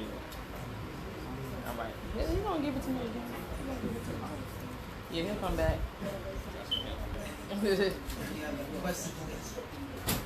My question is about anger. In the book, when the Khaf-re emotions so I want to know. The Bible says anger and stress. Now, yesterday, I was watching this brother talk to this woman like he's crazy, just cursing at her, going off. And like this, and you cheat on this and that third. My question is, why in the world would he do that unless some beings jumped into him, or did he have aggression that triggered his that like his evil side just come out of the blue? In this day and time, even back in the days, what happened is internally a lot of black men have been used by the society, right? Where they don't know or they don't have the ability to be a man. And it's going all the way back to slavery. And today, some of them have not, caught up on just haven't been educated enough and know how to deal with their female in a relationship. People will go out and tell you that the average household is only for black people. They'll tell you that it's a single parent household. And usually the children is with who? The mom, you know what I'm saying? So when you see stuff like that, sometimes some men, they live in a society where, as a black man, you feel like everything is against you, right? You feel like everything is against you, so now the only time you could administer your strength is against a woman that you think is weaker than you, physically, you know what I'm saying? When that's not the case. So a lot of times it's that person wasn't disciplined or even trained how to be an upright man. That's why we would teach people, or we would give people like the Masonic order, the original Egyptian Masonic order, so that we can take good men and make them better, so that they can really deal with themselves and be a better person, and as opposed to the female, the order of these stars. So really, those people, they just have problems within themselves, and they don't know no other way to exert or talk about those problems but through anger. And then the language they speak. You see, English is a language where you always have to express emotions when you want to talk. For instance, in Wu-Nuwapu, if you wanted to tell someone to sit down, if you had to tell your child sit down because they're running around, and you're trying to tell them in English, you'd be like, sit down! Right?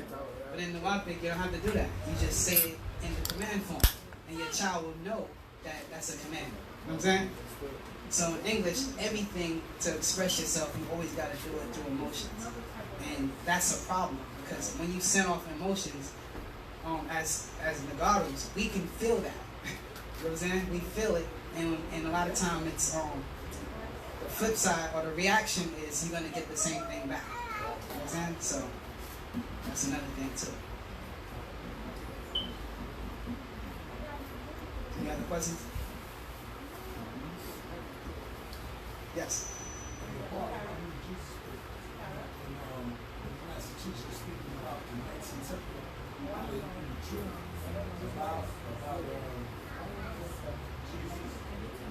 So, the reason why I'm asking you to say that, so the whole confusion, that always action, resurrection, and death, were they the ones that manipulated it? Or, because I noticed at one point he spoke about the Nicene Council. You know what I'm saying? So, like, they hide it, or did the Nicene Council, make use of it to put a spell on it? Talking about hiding Jesus' real birth and that situation. Well, it was the secret orders that kept those things sacred. Whether it been the Knights of Temple at that time, whether it been the Essenes, they kept those stuff a secret. One of the reasons, because when you look at like a sacred order like the Shriners, right? These orders was to, okay, in the book of Revelation, I think chapter 12, right? It talks about a woman giving birth to a child. And it says that the devil, right, is waiting to devour that child. The question is, where are the heavenly hosts to protect that child? You see, people in the church and the mosque, they are taught that Jesus is their Lord and Savior. And then in the book of Revelation, it talks about this child being born and about to be devoured by the devil, but there's no one to protect it. So the concept is, those sacred orders knew that you needed a heavenly host, or Sabians, to protect that child when that child comes back into this world. You see what I'm saying? So those in the sacred orders knew that. And the average Shriner, they know that one of their jobs is to protect that child. You know what I'm saying? And if you look at where the culture is going, what do we call now? Sabians, Wu-Sabat, which means what? The heavenly host, right? So you see, it's still in line with what he's been teaching for years. Full circle. I didn't know that, what that meant.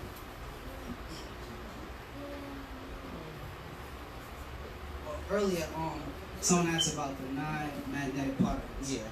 And what happened is, the master teacher had a class, and he was introducing music to us, trying to let us know that when you're talking about the non-magnetic particles, scientists call it that name.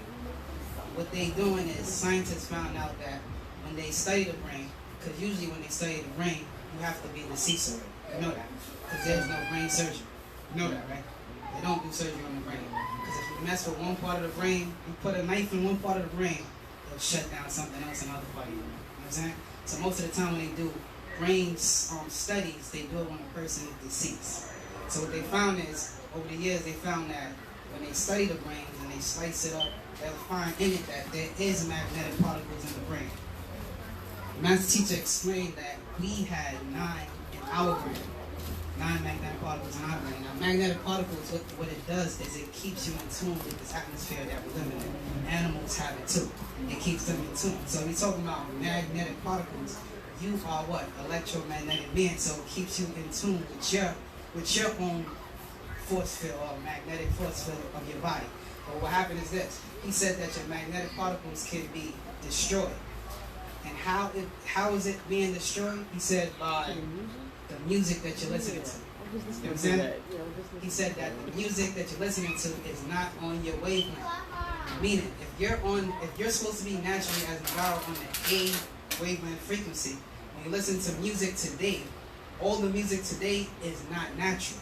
They went through a time when they destroyed all natural sounds, synthetic, right? And they changed everything to what's called the synthetic frequency. So now they introduced this concept where everybody can have a drum machine and make beats right in their house off of a machine, right? And he said what that does is, remember, we're a soul people, and if we want our body to be a line, you hear the word alignment time, our tone for the body. He been telling us since back then it's alignment time, but we didn't realize he was telling us then that you have to get back on your A line, right? So the music, when they took natural music out, they put this synthetic music in by making you be able to have a drum machine, and every song that you hear on the radio today, none of it is natural. You know what I'm saying? None. So what does that do? It's changing the frequency of the planet. And why is it changing the frequency of the planet? Because you have extraterrestrials who actually manipulate music producers. These music producers who go and make your beats, they are being manipulated by beings that's on a higher density level, like the 5th density level. These 5th density level beings, what they're trying to do is change the frequency of the planet so that they can come here. And when they're able to come here, how they do it is they have to do it gradually, because they can't just change the frequency of the music on a 5th octave if it's already on a lower frequency. So they do it gradually.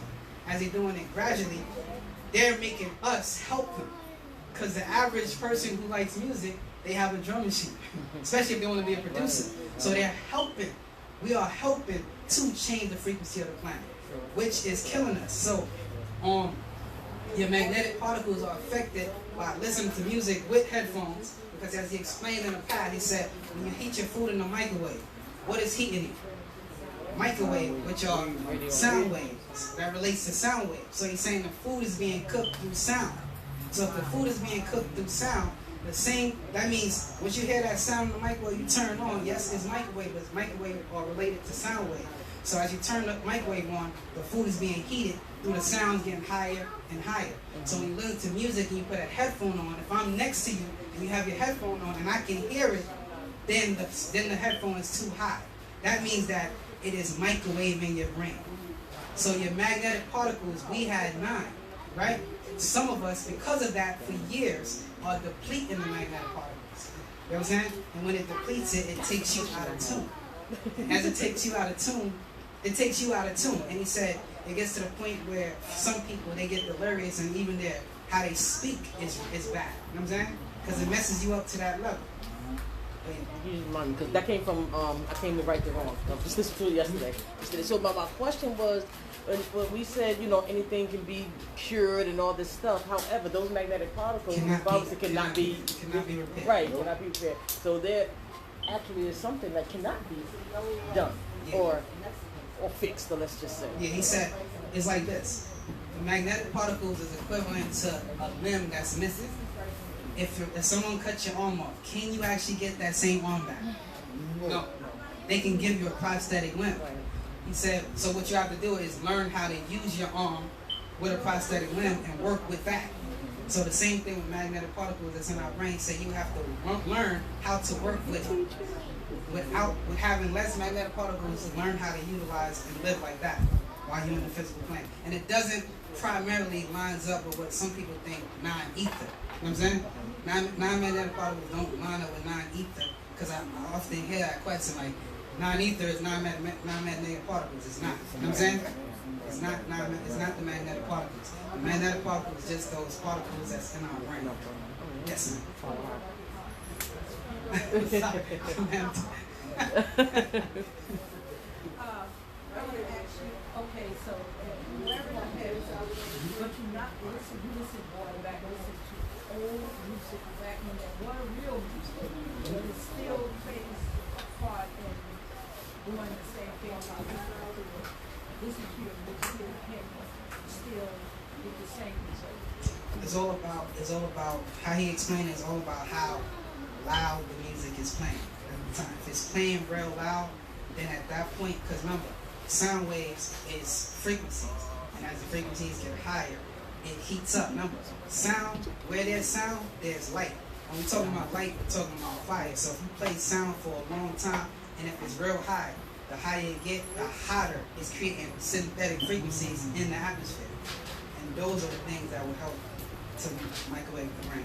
So that's why if you hear, I think, some states you can't play the music only at a certain level of sound. But like New York, maybe the music be so loud, even if you wasn't cooking your own brain, somebody else is cooking it for you. Right. Yes. Yep. So loud. And I like loud music. That's how loud the car can ride.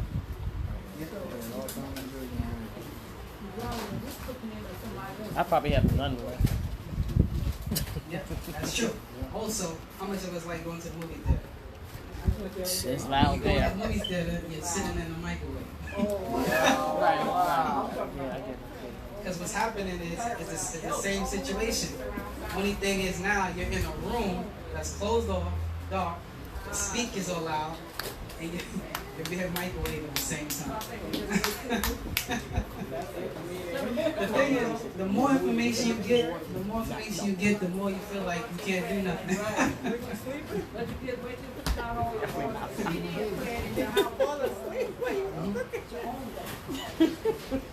It's amazing.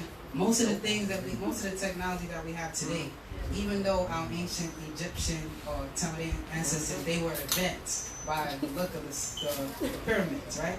They were advanced, but they didn't have most of the stuff that we have today. You know, they didn't have the movie theater. You don't hear about no ancient Egyptian movie theater back then. Or you don't hear about that stuff. They did have instruments that they played, you know what I mean?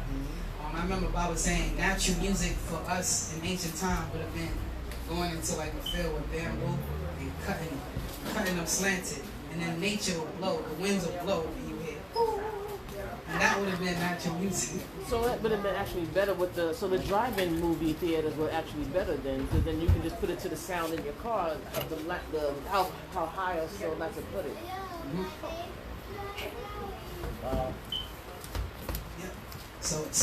So now, if you look at everything from the cell, Bob is trying to still save our life in a sense by the information he's giving us and telling us to get on this frequency.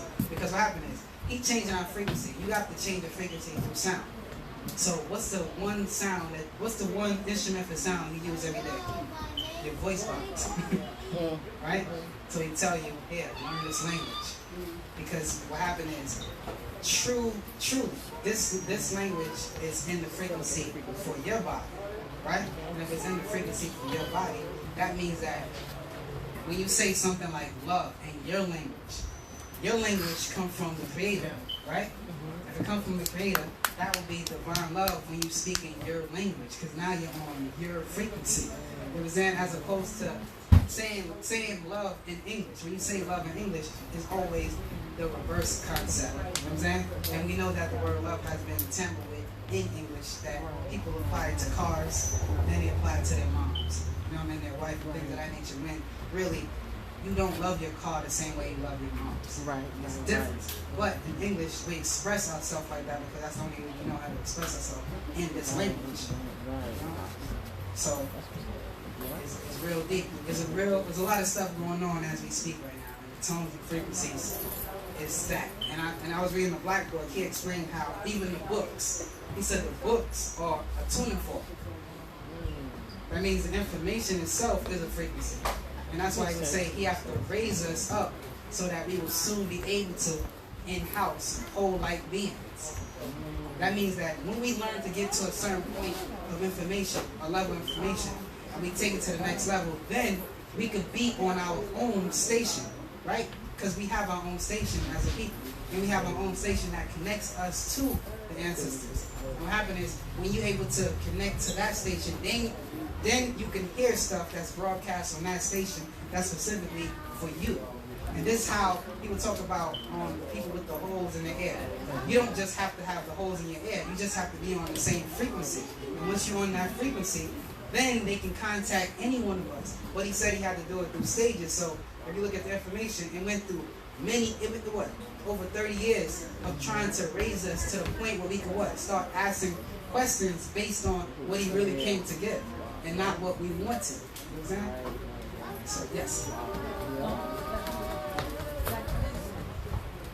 Came to you, and by the frequency that we are on now, isn't that somewhat stopping a lot from digesting it? We hear that he's given us, because so much stuff is in the air from their frequency, what is in the air, from the water, from the food, that have a lot to somewhat dumb us down, because I was reading in the book called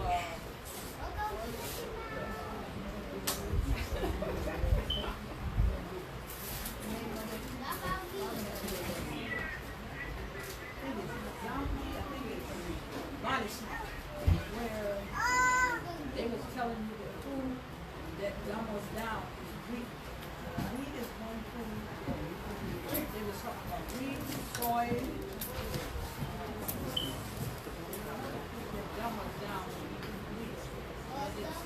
That's what they did. That's what they did. Dumb us down. Under their All right.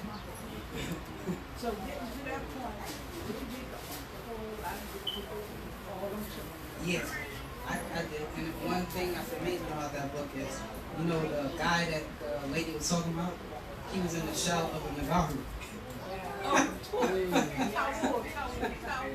what I thought it was. How she was talking, I was like, wow. And that's how, and it goes back to when Baba said, you could be, what you are on the surface could be different from what you are genetically. You can be a human on the surface, but reptilian inside. Understand? And that's when you get your black devils amongst us.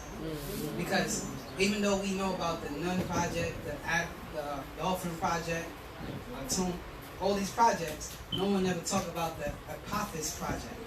And that was a project of the devil, creating the devil. You know what I'm saying? And that was also in Egypt. APEC project. That was a project to create those beings. And those beings eventually mixed in with us. You know what I'm saying? So now when Baba teaches information, he says stuff like, I have to sift to find those. Why? Because we're all mixed up now. And since we're all mixed up, he don't know who's who. So how he knows is how your receptivity to sound right reason. You know what I'm saying? If you're receptive to right knowledge and sound right reasoning, then he knows that, okay, those are one of the children in that too.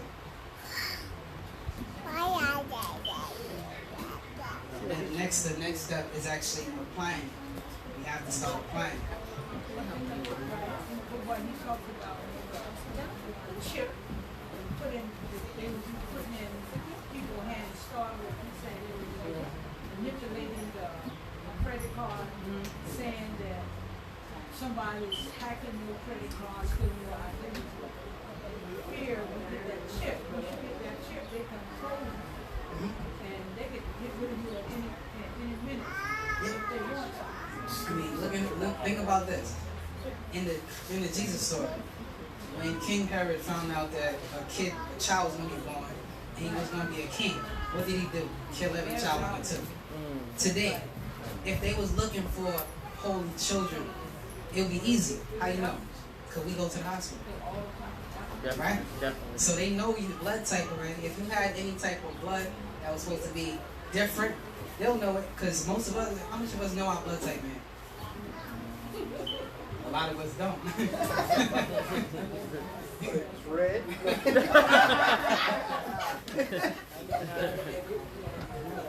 So what happened is the evil one got us comfortable with them, that we would go to them and let them deliver our babies. We would let them give our babies shots and don't research what they're putting in the child. Right. You know what I'm saying? We would send our children to school to go to their system that teach them white supremacy, yet say, yo, black people don't got nothing. The thing is, we got to get to the point where we start seeing the problem and correct it. If you really feel that that's the devil, then you won't do half those stuff. Why he would say we should get to the point where you give them back everything.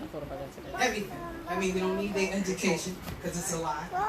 We don't need them to teach our children because what's going to happen is if they're teaching them white supremacy from the time they're young, the time they become an adult. Remember, he said the most ignorant is the most intelligent. What I mean by that, the most educated, I'm sorry. Most ignorant is the most educated. Why? Because when you go to school, right? School, he used to tell us that's the Hebrew word for shul, which means hell. So when you go to hell, right? They teach our children to go against us because they're teaching them everything about them. So now you'll find the hardest person to talk to you'll see is a person who probably got their PhD in something. True. And you try to talk to them about cells and they are biologists. What school you go to? They would have this attitude because the school comes with an attitude. It comes with a disposition. Like, I got my degree. What do you got? But you just read books. Hold on. You do the same thing that we do. It's just that we didn't create the building yet. They felt good because they was able to go into a building that said go to class at this time, and they was handed a piece of paper that some people pay for. That's true. Some people pay for that. How would you determine training? How would you explain training? Like, it took training to build pyramids. It takes training to create light. It takes training to... Like, one time when I was in the Ansar Without community, a brother... I said, well, school's no good. A brother, Latipo, told me, can you fix a TV? Can you put together a radio? So, instead of saying school, how do you go about getting that people proper training? One thing the master teacher taught us is this. He said, it's okay to go to learn vocational training from the Makasu Society while you're here, if we don't have it set up yet. So if they want to teach you how to build a house, go take the training. And once you take that training, come back home. Right? And train our people. You know what I'm saying? If you go to school for any type of vocational stuff, you should be bringing it back to the community and create something that we can teach our children. You know what I'm saying? Get certified so we can become official and be the person giving those training. You know what I'm saying? Absolutely.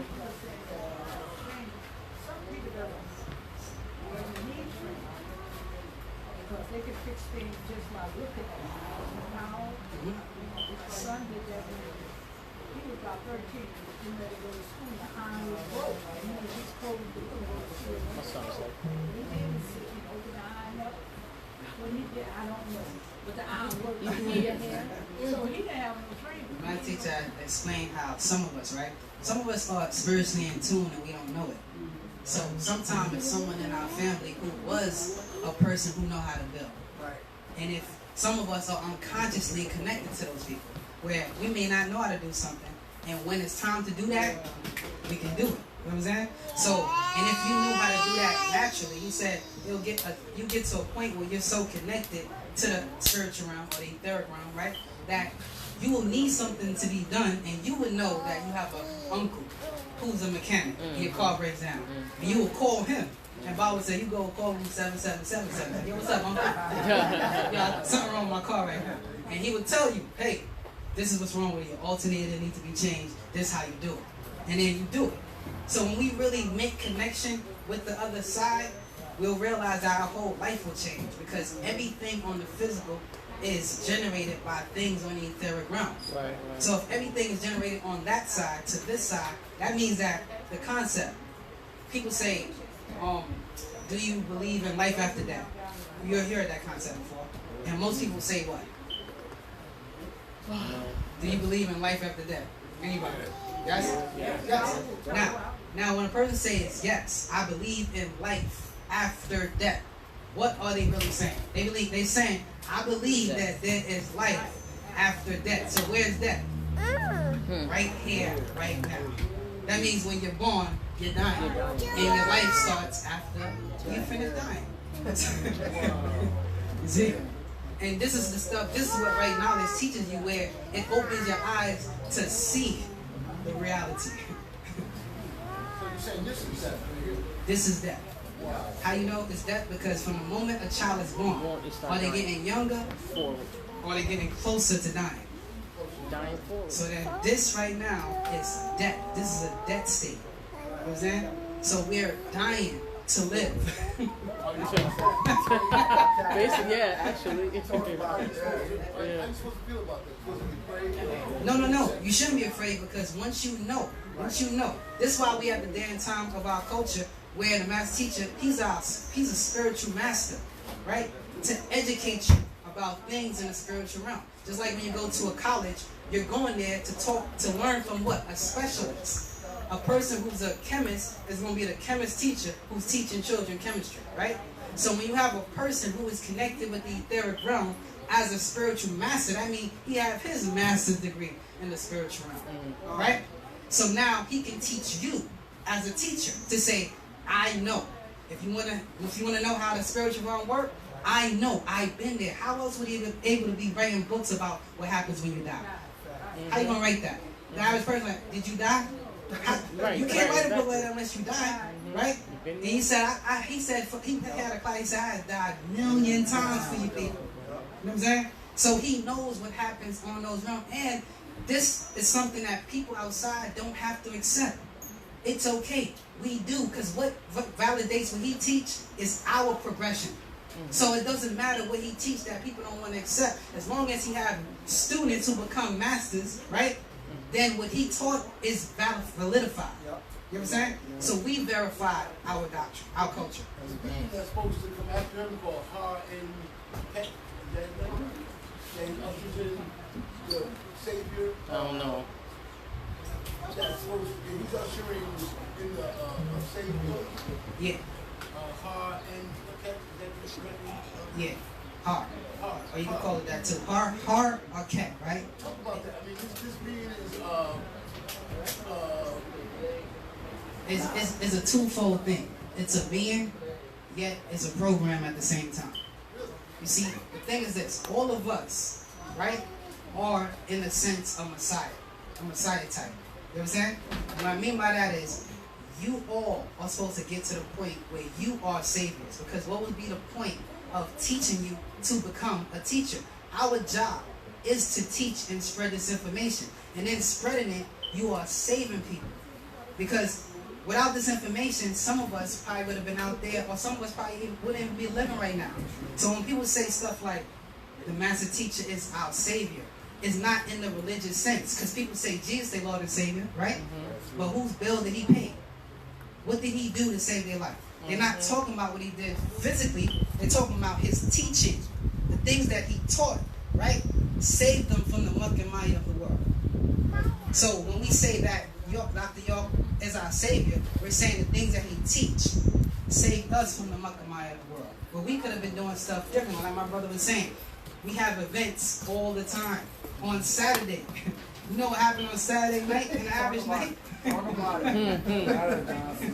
And we here at the Mopra having fun, playing games, listening to music amongst each other, amongst family, trying to make the concept of Yasar reality, sticking together.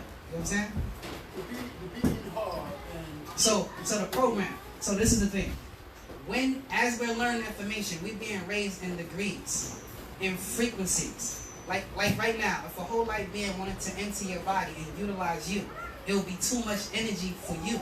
But if you've been walking with the master teacher for years, right, it will be a point where that whole light being, remember he said, spiritual beings have to calculate and hover over you, and in 5 seconds, 5 minutes, they can figure out everything about you. So they'll be able to utilize you, because at the end of the day, we all, you know when you hear the creative force of will, that concept? You all, in order for creation to happen, the creative force of will is what? The tone, the utterance, in order for things to come into existence, right? So, we teach that all is what? If all is mental, everything came from, when creation happens, in order to create things, I'm talking about creating anything you want. It starts from a thought first, and then the utterance, and then some type of action. know what I'm saying? And everyone knows this, but they don't realize it. For instance, in the Bible, what it says, in the beginning was the Word. In the Quran, in order for Allah to create, He said what? Kun fire. Scientist says creation started from a what? Big bang. All of those are what? Sounds, tones, vibrations. You know what I'm saying? The ancient Egyptian says creation started by who? Who? Who? That's right. Who? The creative force of will, which is what? That utterance. You understand? So he's trying to get us to the point to realize that you all are truly deities. We are gods, right?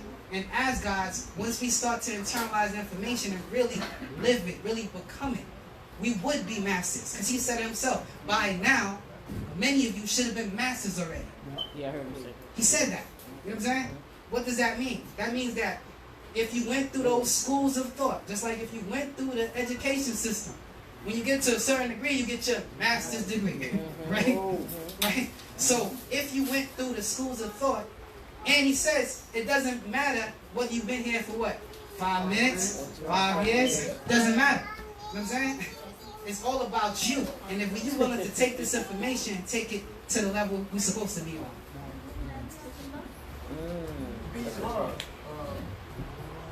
Are we still getting acquainted with that? We supposed to usher it as a person? It's a female also. That's all.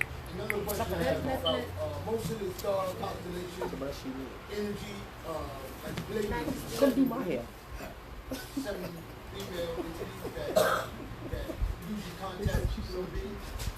Dude, the reason why they call it 7 women, right, is because those are the 7 visible stars of the Pleiades constellation. What happened is, when you really go into Pleiades constellation, it's more than 7 stars.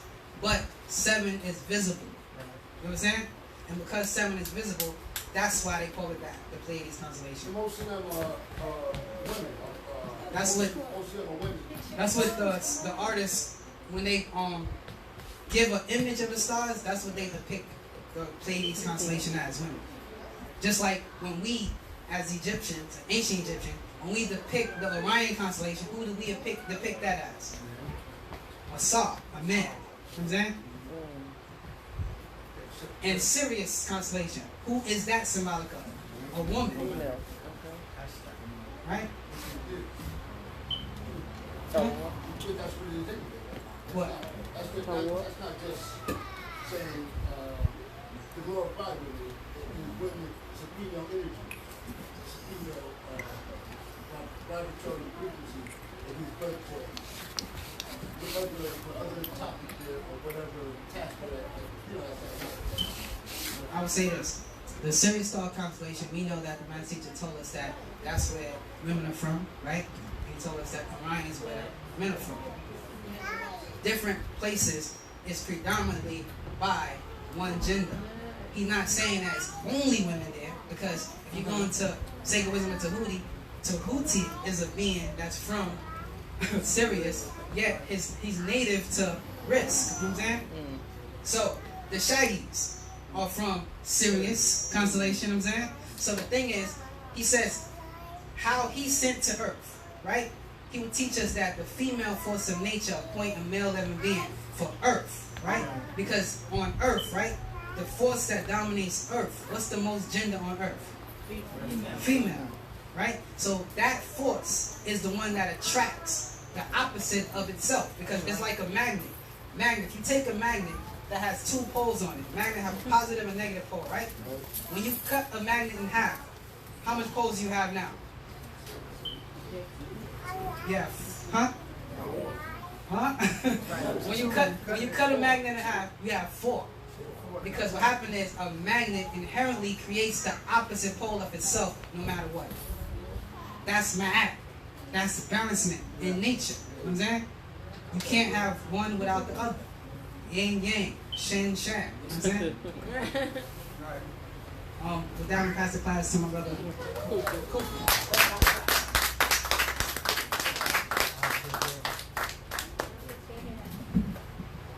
Let's keep the energy flowing. Is everybody all right in here? Okay. You got a question? Yeah, my question is, what are black holes? Okay. All right. There's actual many define of a black hole. right? This is found on. You have the black hole in the womb of a female. You also have the black hole inside the brain. And you also have the black hole, which is from a dying star, sun. All right. Now I'm gonna elaborate on all three. When you're talking about the black hole, as this sun burns, eventually it's gonna what? Die off, right? So within that death of the sun, right, it implodes. This is called a vacuum. All right. And within this vacuum, light, energy, nothing escapes it. All right. And in this tumbling process of this light, remember I drew on the board the dot? Right. All right. That dot, right, implodes. Something new comes out of it. Okay. It's the same thing within the womb of a female. Why as I say that? Because in the womb of a female, right, as she's burning that light, giving birth to life, right, as a sun, what happens when she reaches a certain age?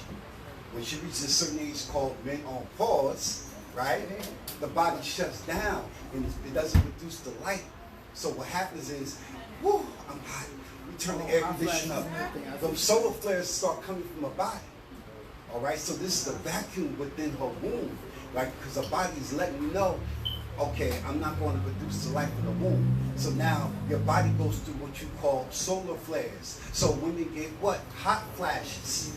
All right? That's from another aspect of a black hole. Now when you deal with the brain, you have something called a synapses, right? Each time you think, right? Each time you think a thought, something is called, right, neurons. Those neurons burn into what you call ether, right? You follow me so far? Okay, everybody follow what I'm saying? Okay, this neuron burns, and within that split second, right, the synapses sucks in, right, and takes out. And this is called the vacuum within the brain. All right? This is what happens because those neurons actually is shifting. Each neuron is shifted, sucking in, burning into ether, and whatever was left out of it, it get rid of it. This is the vacuum. This is the synapses of the mind. So within what I'm saying to you is, right, the black hole, as the master teacher giving the hidden secrets, he gives you really defined definitions. When we break down what a black hole really is, it's really a vacuum. That's all it is, it's a vacuum. So as this sun, which is basically has 8 billion more years to burn, it will eventually turn into a black hole. All right? And everything will implode, and guess what comes out of it? Another system. Follow? Because as the universe collapses, another one is born. Follow the understanding? Good on that? Oh, okay. You have any other questions? You all right? One question I see you look over is when you die, right, what happens when you transition on to the next plane? Say it again. When you die, what happens when you transition on to the next plane? Okay. Well, that's a okay. We explain it this way. He says when he died, what happens to you on the next plane? It depends on your emotional state here. All right? Because remember, your emotions also follows you to the next plane. You asked, I think someone asked a question about emotions. I forgot who the person was. But I wanted to expound a little on that. Right? When a person is over emotional, something happens. The master teacher explained that within your body you have something called a neuron, a disc, right? When a person's over emotional, you can rupture your disc on the other side. The masses, right? Because the disc actually is what it's a recorders of what you really are as a being. All right. So, person, when you're dealing with over emotions, when you're dealing with greed, you're dealing with lust, all that tends to follow you to the next round. How do you know this? Because what happens is your hell, when you was here, is based on your desires. Your desires actually can, if you read the mind scroll, D-I-E, desire, ignorance, and emotions, those three things can kill you. Because when you say desire, you have D, ignorance, I, emotions, E. Those are the three things that will kill you. Because your desires will keep you here. It won't help you transformation. All right, and those emotions are the same way. All right, so what happens after you when you die depends on you, because you have 24,000 tries, which is about 24,000 years to achieve your purpose. And that's something that all of us in here have to understand. What is our purpose? Before we leave this plane, we have to understand what is our purpose. Our purpose is, that's what the brother expounded on earlier, to bring this doctrine to the world. Our Sabians, that's our purpose. That's why I say many are called. But a lot of us lost our way. And see, what happens is, once you lose your way, you no longer serve that purpose. You follow that? Because remember, we're all part of Project 24. Very, very important. So now, from the process, you ever read the book, What Happens to You After You Die? I thought I had that book, but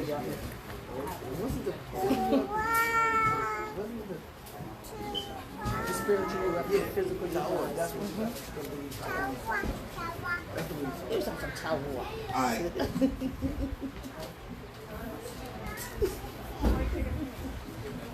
I'm going to take you to the spiritual you after the physical you dies. Okay? And I'm going to tie this in.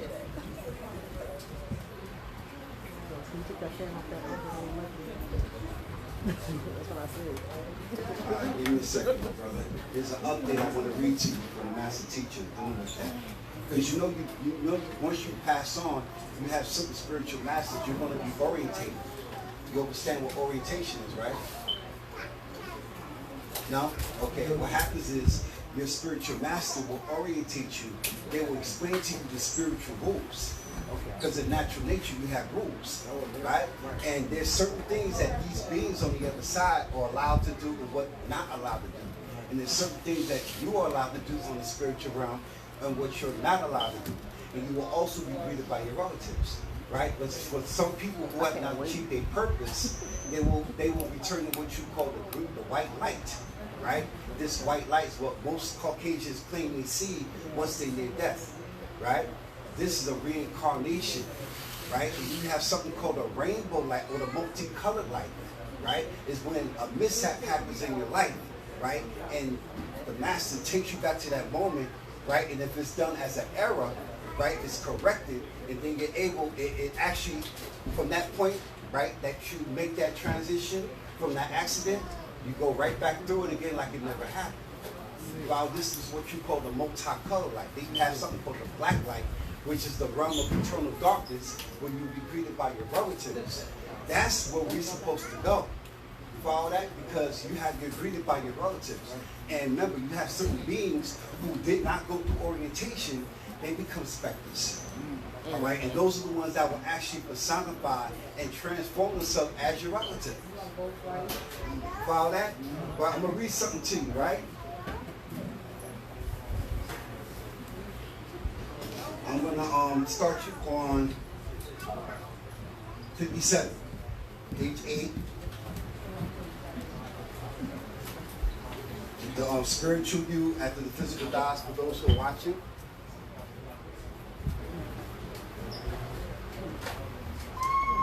Matter of fact, I'm going to start you on 56. This is the, you have something called a residual harm. This person who was tempted the time of their fate, much like the Adamites, who attempt the hands of fate by dangerous sports. Death-defying test the ego results in their own death for their own cause in dramatic ways. By them doing it to themselves and inciting to stop their life, a murder, an accident, or purpose. Right? This is the glitch of the disc. You follow that? Remember I explained to you earlier about how emotions can also rupture your disc? Yeah. This also what happens. A lot of people create situations where they actually stop themselves and their life is cut up. And this is what the master teacher told us many years ago. Your DNA is very important because what you do in sports affects your DNA.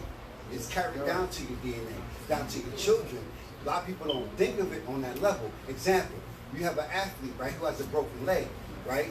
That athlete has a child. Guess what happens? It's a possibility that that child might have a weak leg. Not that the leg is broken, but everything that's in the DNA is carried into the child. Follow that? So, We're going to read. It says, this glitching and this result is like a chopped record repeating itself the exact same moment over and over and over again. So a lot of times when people commit suicide, the master explained to us, when as soon as you hit the ground, and the moment you realize you're dead, the incident's going to keep repeating itself 24,000 times. Right? You see, you understand? This is like a computer. When there's a glitch in the computer, what does it do? It glitches. It keeps repeating a certain instant. Right? It's a repeating type of thing. Your brain, you understand that, right?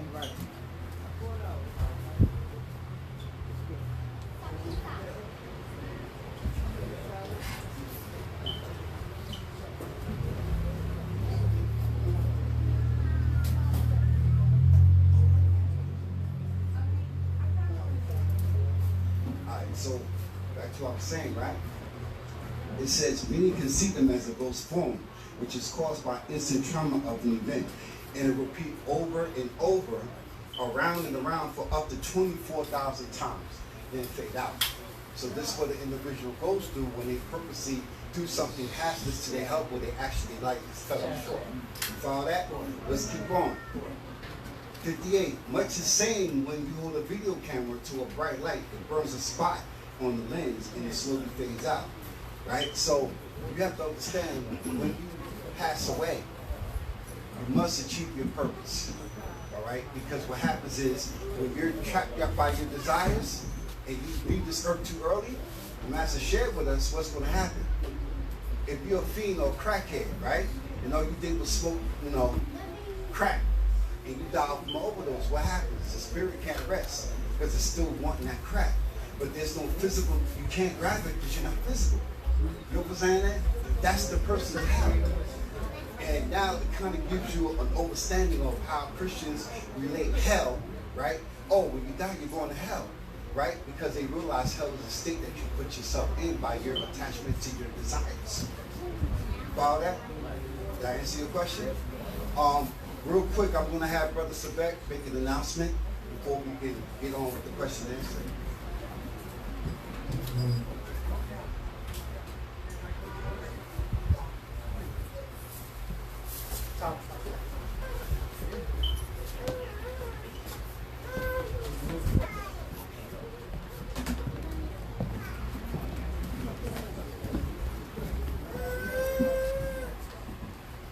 Robert, it's all. I didn't really want to interrupt his flow because he was rolling. I'm so fan. As many of you saw here in Jersey and other places, you may or may not know that we were actually fortunate here in Jersey to have Wu-Nuwapu in our presence. I'm referring to Wu-Nuwapu, Khaf-re, and his wife, Wu-Nuwapu, KT. So I didn't want this class to go by without acknowledging them, because it helped me personally on a lot of things that I may have had, questions I may have had, just mannerisms on how to conduct myself as I ease into it. I'm at the welcome mat for being at certain things I'm just not that proficient at, and they help them. So I want to acknowledge them for that as well. The other side of that is they're actually leaving us, and they're going back. They're going back home to Trinidad. So thank you, I appreciate that. Emotional, all that was good. They're going to be leaving us soon, but I didn't want them to leave without us showing our appreciation to them. So, like it or not, we got you a certificate of appreciation.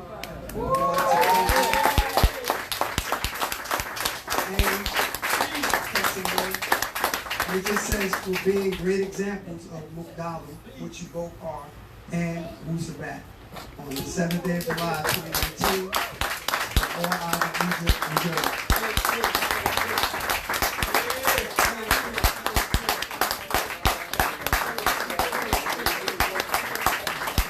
Having said that, they really don't have to go. That's right.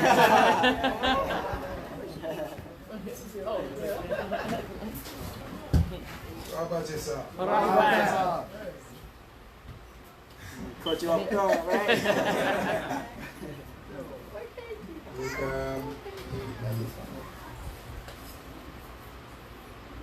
my journey took me from home to St. Vincent to Miami to New York to Georgia, then to New Jersey. It was a beautiful journey. I learned a lot of stuff, a lot of things from people that I encountered. Wapians, Sabians, everybody, you know. And I won't change this for anything else in the world. Because through Baba Yanana, I see make all of this sense. And I learn every day that when we get in touch, when we meet people, we meet to share what we have. And it's important that we learn the time we spend with people to make sure that we learn from each other. Because when I leave here, I'm not leaving here by myself. I'm carrying everybody with me. Because the sails are going to part of rap. The environment, the soil into your DNA, who you encounter, what you eat, what you touch, what you see, people you meet, and whatever is the environment, it takes to your DNA. So right now, all of you are inside of us inside of it. So when I go to back home, everybody's there. It's a memory that you can't erase. You can't erase that memory. Because that's what it gets over the course. That goes in recorded. All that we did and still have to do as a people. One thing I like to leave with you all saying is like that. We need to show some more appreciation. The only time it seems as though, you know, when we appreciate people, is when we're gone. Then we can talk about how eulogize these people, you know, they were good, they were this, they were that, and stuff like that. But this is not a death, this is a life. It continues. You know, those who transition, you can't communicate with them again at all unless you do something, get inside and communicate with them. Because they're here for God. But we are just going to another country. Please, people, should, Baba Yanana said, a should is what will free him. And unless we can free ourselves with a should, we won't be able to free Baba Yanana. That a should has to come from within us, all of us. We have to learn to appreciate who we are. Because we are a great people. We've been here from forever. Like I said, we have no birth date. All of us are stardust. But that nine ether, like Beth was saying earlier on today, descended in this part of the galaxy. And stardust magnetized. This is what we need to do. Like you say, it's sticky, right? This is what we got to do. But we got to do that from inside out. I learned that over these years, we try to analyze spirituality with these 5 physical senses. We can't do that. Baba Yanana continually says that the journey is within. And we need to make that journey within to get in touch with our real selves. Then we could pull it out. Because say you got to do it inside out. We got to get in there and get in touch with our real selves and then pull that out. Because that is where that love is. If we can't feel that love from inside, you can't share it with nobody. You can only talk it. A lot of people talk a should, but here what? Proud, envious, jealous, conniving. You know what I'm saying? And all this is because of these 5 physical senses, because it creates a lot of limitations with us. We have to learn to find that real you inside of there. Take that and bring it out. That is what, when we meet one another, that is what we greet them. That's what we have inside of it, that real you. Because I may meet and greet you, but here what? First time I greeting you, if I don't feel that energy, it may be not you there, maybe your grandmother, your uncle, or something. Because Baba Yanana says, they say, look, a lot of you may love me, but your ancestors don't love me. This is why they're making you do all these kind of crazy stuff. So we got to make sure that when we do something, we meet one another, we meet one another front and center. So you know, this is me. When I come to you, this kicks and rains because this is what you name me. This is my soul coming up to you. This is what we got to do. Please, people. Because, you know, we may think that we have a lot of time. I'll be 72 years this year.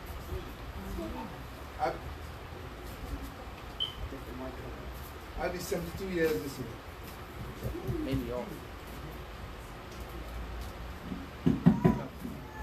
Okay. Yeah.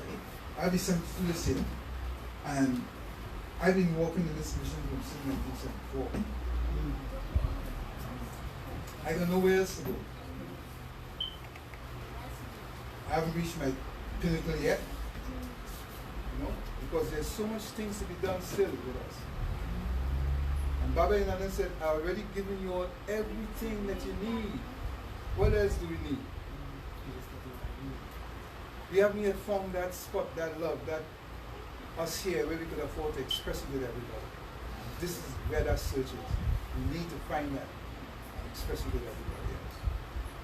Like I said, when I leave here, the park in this country here is just a couple miles away, but love transcends all boundaries of time and distance. Please, family, let's try to find that center so we can afford to express that love. This is what makes us strong. This is what makes us saving. But like I said, we are star people. This Baba Yanana been saying that forever. You know? So let's do this. Love you all and continue to love you all. Every last one of you. Baba Yanana.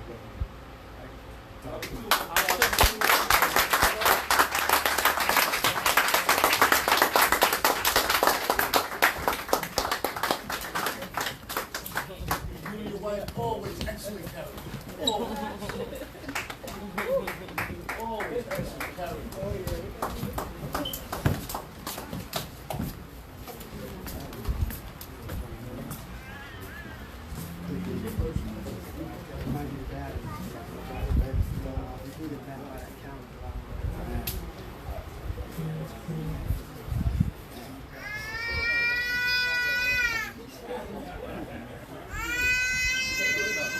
Y'all can hear me? Mic down.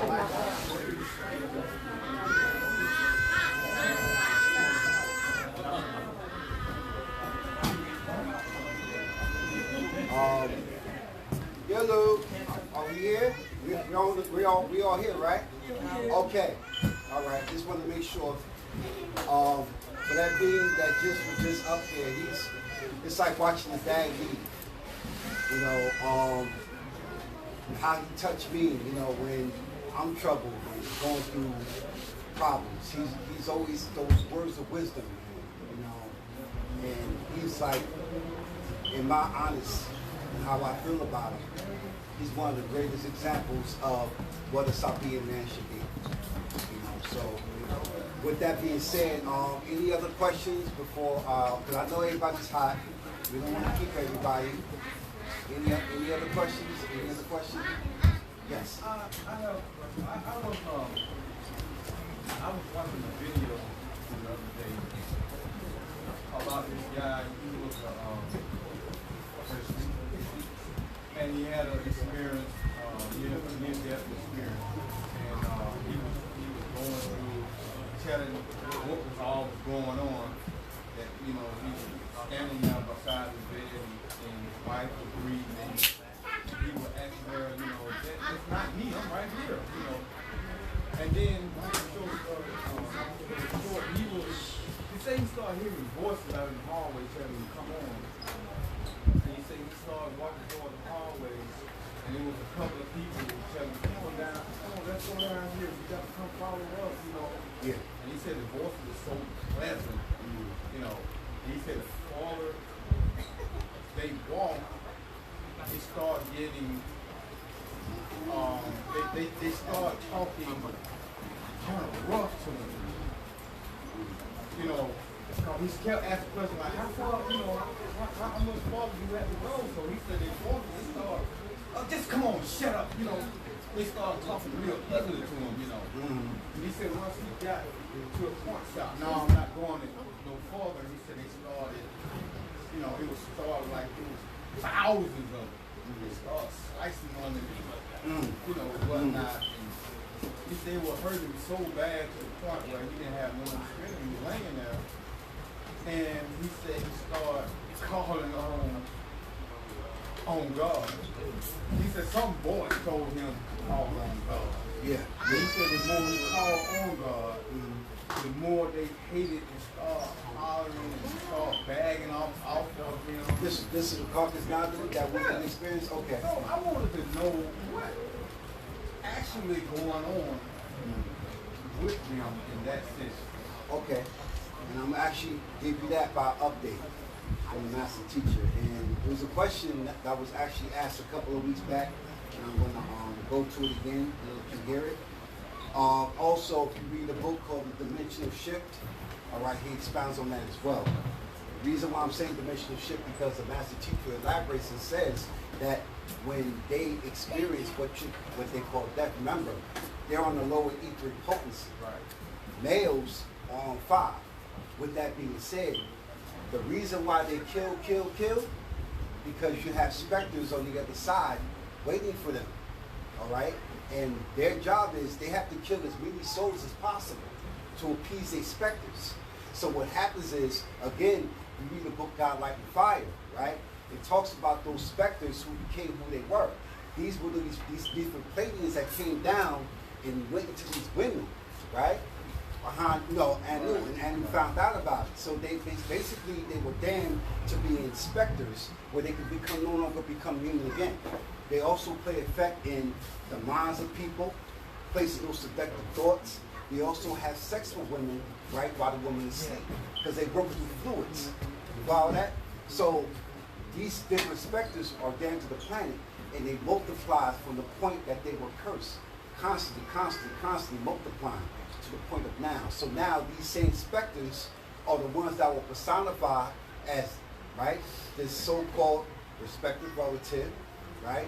And if you're not pulled into that light where they dwell at, they will slice on you. They even have a raw, right? And you got to read the God, Light, and Fire. They actually have a sound, right? These evil specters. These beings reside on first and second ether. You have your shape-shifting specters who are on second ether, right? Because remember I explained earlier, the ether is the potency, right, of the energy. You follow that? So in most cases, what that caucus now do, this is what was going on, right? Those beings was waiting for him on the other side, right? And because remember, very few caucus Nadu go through the white light, very few, right? And it has to be on depending on how many souls he has taken. And it's the same thing for the females. You follow that? So in order for them to appease their specters, this is what happens, right? This white light is waiting for them to reincarnate again. Because if they don't reincarnate, they will dissipate to a state of nothingness. Why? Because they have no soul. You follow that? Their spirits are on 5 and 6 ether. So they can't go to the higher potencies like us, 7, 8, and 9. They're trapped between 5, and 6. You understand that? So this is what happens is to a lot of them when they pass away, right? Their whole purpose is to appease their specters, all right? And they play these overlords. You follow that? So those beings on the other side are waiting on them to torment. That's right. Matter of fact, I'm going to read the update to you.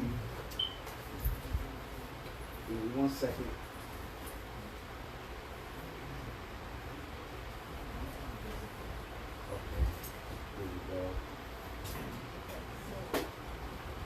All right, this is an older update, very short.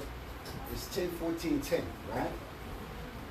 The caucus male spirit dwells in death under the abode of hell as specters, warlocks, and they must sacrifice blood and flesh and kill to satisfy their specters. Follow that? So this is what's going on, right? Their whole purpose here is to kill, and take blood. And they can't multiply on their own, right? So they need our blood. Because remember, they're salt, right? They need that. They need that to multiply. They have to mix in with us every 400 years, or if not, they will become extinct. And right now note, I don't know if anybody's been watching television. They just recently said by 2050, 55, the Caucasians are no longer going to be the so-called majority in America. All right? Now, the master